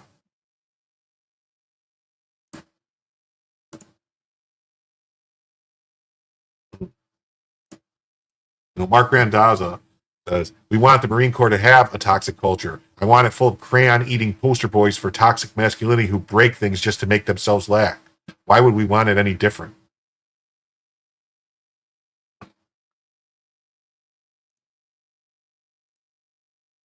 All that tells me, that woman that tells me that maybe we shouldn't let women in the Marine Corps if that's the Marine women are talking like that. I don't know. I mean, because that's not the job of the Marines. And here we go. Let's check on the military and see how female recruits are doing. Exactly as you expected. Yeah. And the Marines have motorboats for her. She should have joined the Navy if she didn't want a toxic culture. Let's see. Here we go.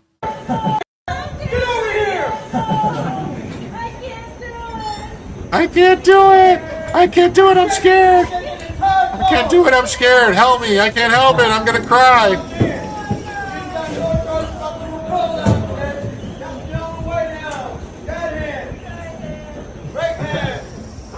But this is a toxic environment. She's mad. She's going to tell the people, they'll go on and they're going to go into battle and tell the enemies that this is, you're toxic. How dare you? I'm a mansplaining.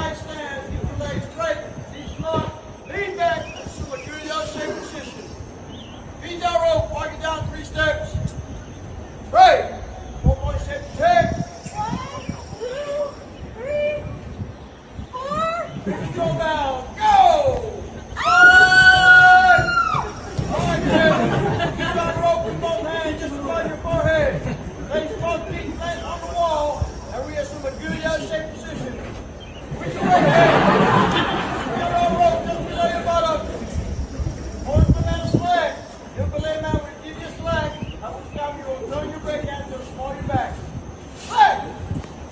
Alright, cadet. We got to try it again. 4-point shape check. 1, 2, 3, 4. Go! Alright, cadet. Get on rope with both hands. Pull yourself up. Pull yourself up, cadet. Run the fast. You need to do more PT. You need to do more push-up, cadet. Alright, belay.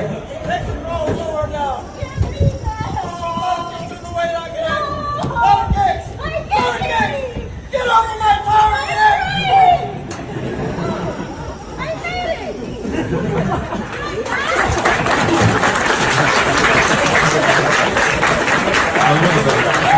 it. She actually said, I made it. Do I pass? Do you believe that? Can you believe that? Come back up here and do it again. I can't. I mean, that's just nuts, right? Yeah, this is a show demonstration, not hazing. It's not hazing. Man, that's crazy. That's crazy. It's nuts. And under the previous administration, Lieutenant Colonel Lohmeyer was removed for exposing the rise of Marxism and critical race theory in our military. Today, he's been confirmed as Undersecretary of the Air Force. I look forward to having him at the Pentagon. That's great. It's great. 52 to 46. That's great. Great. Mm-hmm. I am a real American. Mm-hmm. roughly 1,700 female pilots across all branches of the U.S. military. I appreciate their sacrifices and support the military. Yes. The problem is that the vast majority of women are not designed to be in the military. Just not. It's like maybe like 10% of women could do the job. I'm not, and that's not being sexist. That's just saying. I mean, like, that's just the way it is. I mean, there's different things, and the problem is they should have never changed the standards. They changed the standards between men and women, and it should have been the same standards. If you're going to do the same job, you should do the same standards. That's all. But I agree, The Tuskegee Airmen appreciate their service. But they did great. The Tuskegee Airmen were some of the best pilots in World War II. They did a lot of good stuff. They did a lot of good stuff, the Tuskegee Airmen.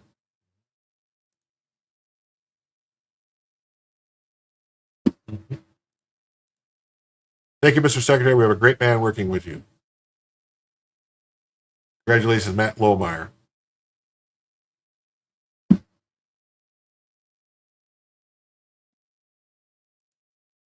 Sure, if they fly the same aircraft, then shouldn't they have to pass the same standards, though? Right? Pass the same standards, same physical standards, do the same number of push-ups, same number of sit-ups, run the same amount of speed, lift the same amount of weight.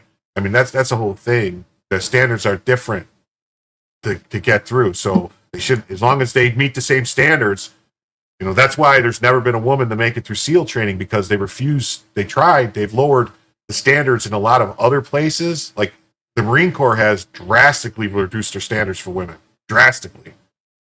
And they did the same thing in, like, I think Ranger School did it. And there still hasn't been a woman who has, yes, I'm ex-military. And there hasn't been a woman yet to pass Ranger School, as far as I know, that hasn't been able to make it through. And they've changed the limits on that. But, I would never want to deny a woman the opportunity. If she could do the job and she can actually do the job, I wouldn't deny her the opportunity to do the work, to get in there and do it if that's what she wanted to do. But, if they're not capable of doing the job, they shouldn't just get to do it because it's unfair that they're not capable of doing the job. And that's where we're at as a society. It's like, well, just because they're physically unable to do the job, should they really be stopped from doing the job? That's where we're at. I mean, there's a bunch of women who should not be police officers because they can't do the job. They can't actually grab somebody and arrest them and physically restrain a person, but they don't take that into account. I mean, you got these 5'2" women, or for even 5'2" men. You never used to have they used to have size standards, even with men, to be police officers and firemen. You had to be a certain height, you had to be a certain weight, you had to be able to do these certain things. They just got rid of all that stuff. So it's not just women. It's basically just standards across the board that they need to start enforcing better.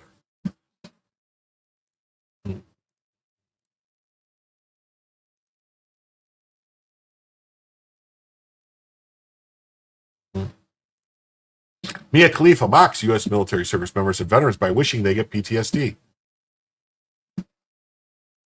How many men don't pass requirements? Ooh, depends on what it's for. But in basic training, it's probably 20% of men don't pass the standards. They have to repeat it or they wash out in just basic training.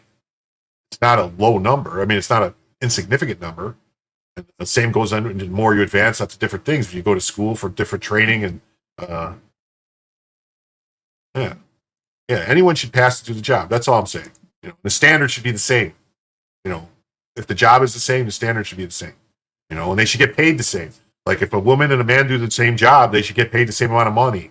There shouldn't be any difference in the pay at all. That should be. I thought that was a crime. I don't know. I hope you get over there in your little brain all like a scramble with PTSD. Let's see how much the VA cares about you. Not in the U.S. military. Good morning to everybody who is sitting at home and not on soil that doesn't belong to them, fighting a war for a country that doesn't care about them.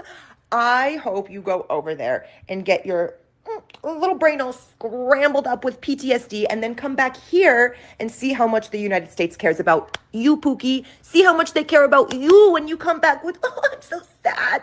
I pissed my pants nuts every time I see a falafel stand in Manhattan. Let's see how much the VA cares about you. Let's see what they tell you to do with your little broken brain from going over to fight a war that's not yours. They're going to tell you to try breathing exercises because the U.S. government does not give a fuck about you once you cannot die for them. Once you're done, once you're a shell, they don't care about you. What did I say on Z-Way that one time? Yeah, I think that still stands as. Wow, that's crazy, right? Such a nice girl.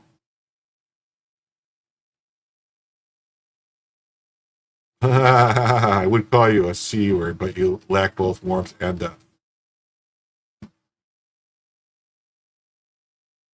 Blowjobs are real jobs. Wow.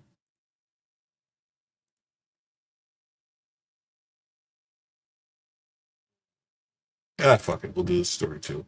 Audit the Fed. Federal Chair Powell is being sued by James Fishback. It's the perfect time to audit the Fed. The Fed, open the books. Let us see what you've been hiding.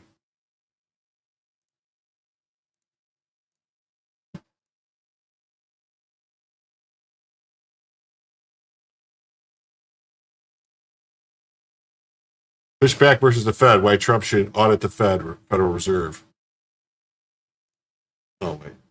I think I was supposed to read this one first. The push for a full Federal Reserve audit couldn't come at a more crucial moment. With Senator Scott's Federal Reserve Transparency Act gaining traction. Oh, later, friends, you've had enough? Sorry. I didn't mean to scare you away, Pat. Apologize.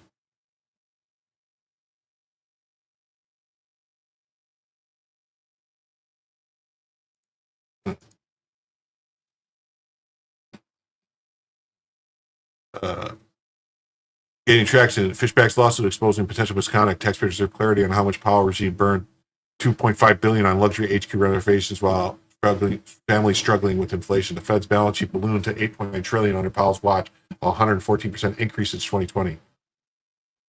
With zero transparency about risky asset purchases on international oversight failures, Scott's legislation would finally rip the curtain off this bureaucratic black box, revealing why Powell's tenure saw a 40% real wage decline in the worst inflation crisis in 4 decades. When an institution loses $1.2 trillion in a single year, yet spends more on marble floors than public infrastructure, radical transparency becomes non-negotiable.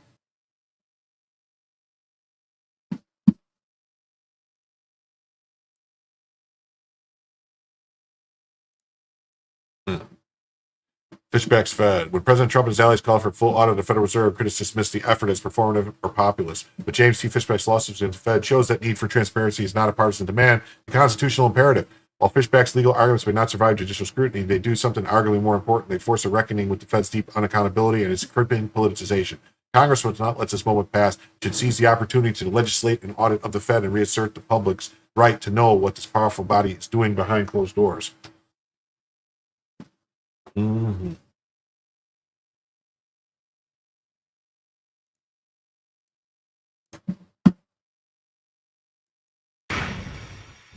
Welcome back. Now, this Assorted Capital filing a lawsuit today against Federal Reserve Chairman Jay Powell, alleging that the central bank is violating transparency law. The suit in part says this: Assorted believes the Federal Reserve is violating federal transparency law, and we are asking a federal judge to immediately block next week's Federal Reserve meeting from happening behind closed doors. Assorted is demanding the court order that the Fed to keep the meeting open as the company sounds the alarm on recent policy decisions, saying Assorted is deeply concerned that the FOMC under Chairman Powell is maintaining high interest rates to undermine President Donald J. Trump and his economic agenda. Joining me now is the CEO himself, Assorted CEO James Fishback. James, thanks very much for being here. So you think this is all political?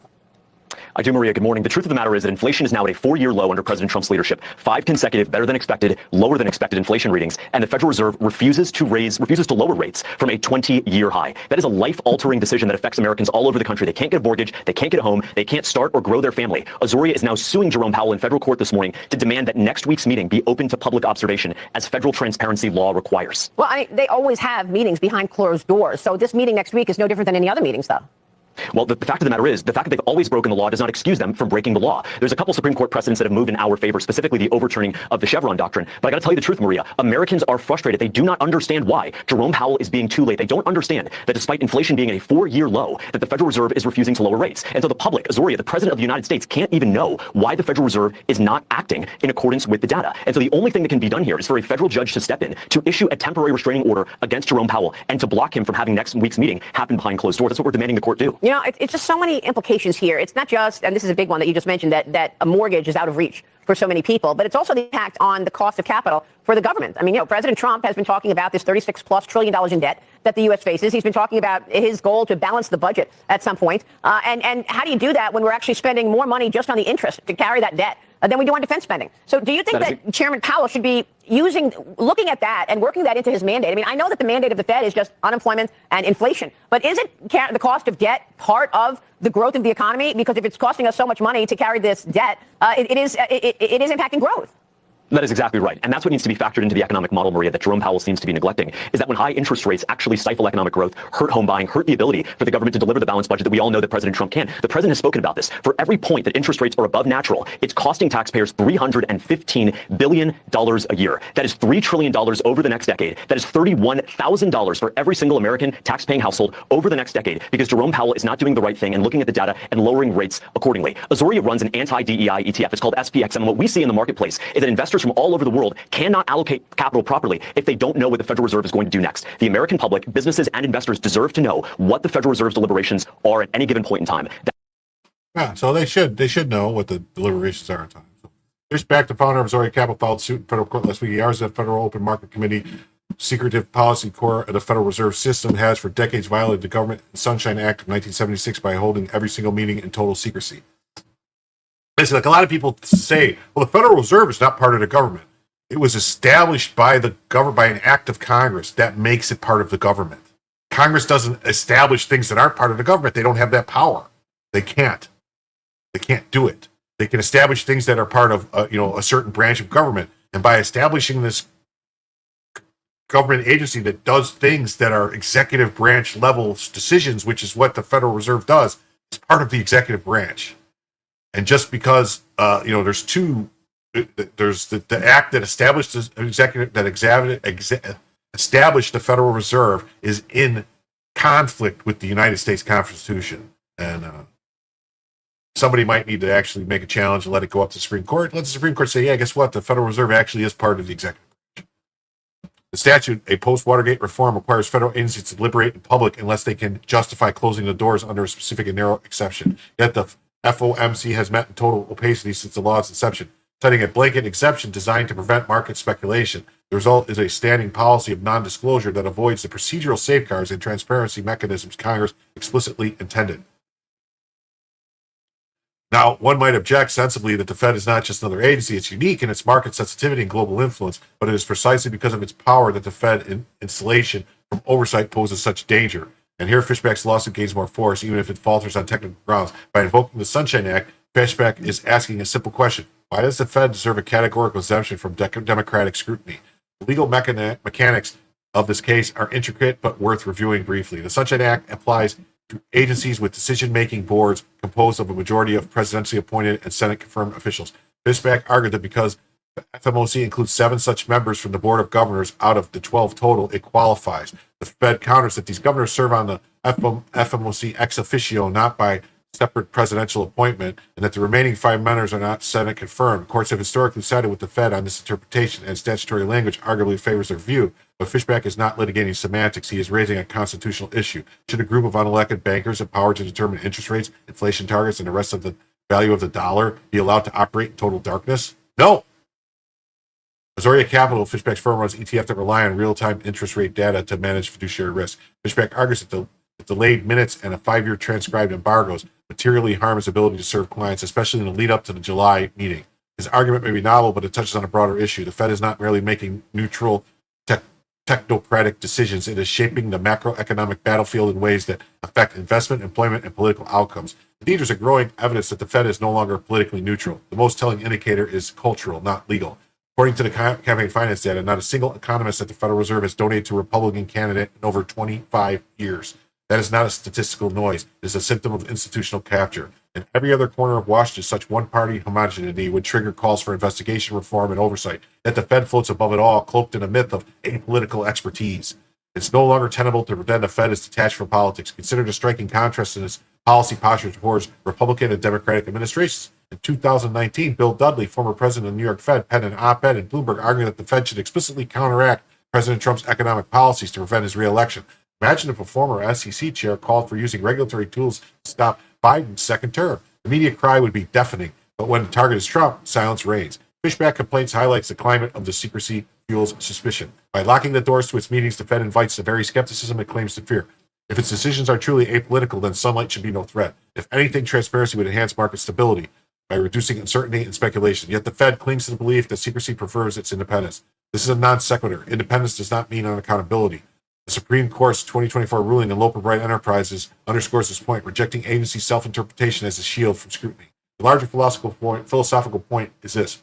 No institution in a democratic republic should operate above the law merely because it deems itself wise. The Fed is not a platonic guardian class. It is a creature of Congress endowed with immense delegated power. But power without transparency becomes unmoored from legitimacy. Even if Fishback loses in court, Congress will not miss the signal. The time has come to reassert the legislative constitutional authority over the central bank. That means hearings, audits, and ultimate reform. President Trump has already called for a full audit of the Fed. Several members of Congress, including allies of the administration, are preparing legislation to mandate it. Fishback's lawsuit gives them the legal and moral justification to act. The American people deserve to know how decisions that affect their mortgages, savings, and employment are made. They deserve to know if politics are seeped into what was once sacrosanct. The audit is not a radical idea. It's a minimal condition for accountability. The Securities and Exchange Commission holds open meetings. The Federal Communications Commission releases its dockets. Why should the FMOC, whose decisions rattle global markets, enjoy more secrecy than zoning board? This is not about weakening the Fed. It's about strengthening the republic. The Constitution vests power in the people, not in faceless technocrats. If the people are to rule, they must be allowed to see. If Fishback's lawsuit makes that clear, then win or lose, it's a victory. I agree.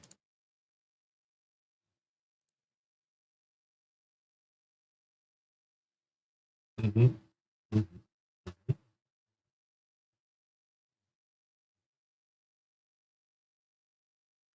And then here was an article from New York Post saying, Trump says Fed Powell is ready to start slashing interest rates. The big beautiful bill locks in $1.6 trillion in spending cuts while unleashing domestic energy production and tariff-driven revenue, ruining Trump's model grows the economy without raising taxes. CBO's 3.3 deficit ignores dramatic gains from deregulation, labor expansion, and output velocity. Strategic spending redirects cash from globalist bureaucracies to broader border security, AI dominance, and industrial revival. Powell's rate cuts will amplify growth. But the real story is structural reform, auditing waste, slashing red tape, and prioritizing sovereignty over DC's debt addiction. That's right.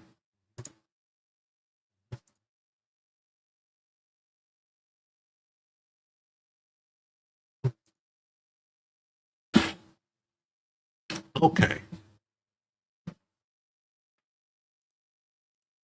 Well, I'm going to say that it's been 3.5 hours. So I gave an extra long show today, an hour and a half longer than normal, without meeting the goal. So I'm going to call it a night because Saturday night's going to come fast, and we'll try again in approximately 20 hours, about 10 o'clock between 10 and 11 Saturday night. We'll get the show rolling. So thanks to everyone for being here. Thanks for stopping by. Please don't forget to like and subscribe. Please don't forget to leave a comment on the channel if you want. Leave a comment on the video. It helps with the algorithm. And please remember to come back and let Jim tell you the news.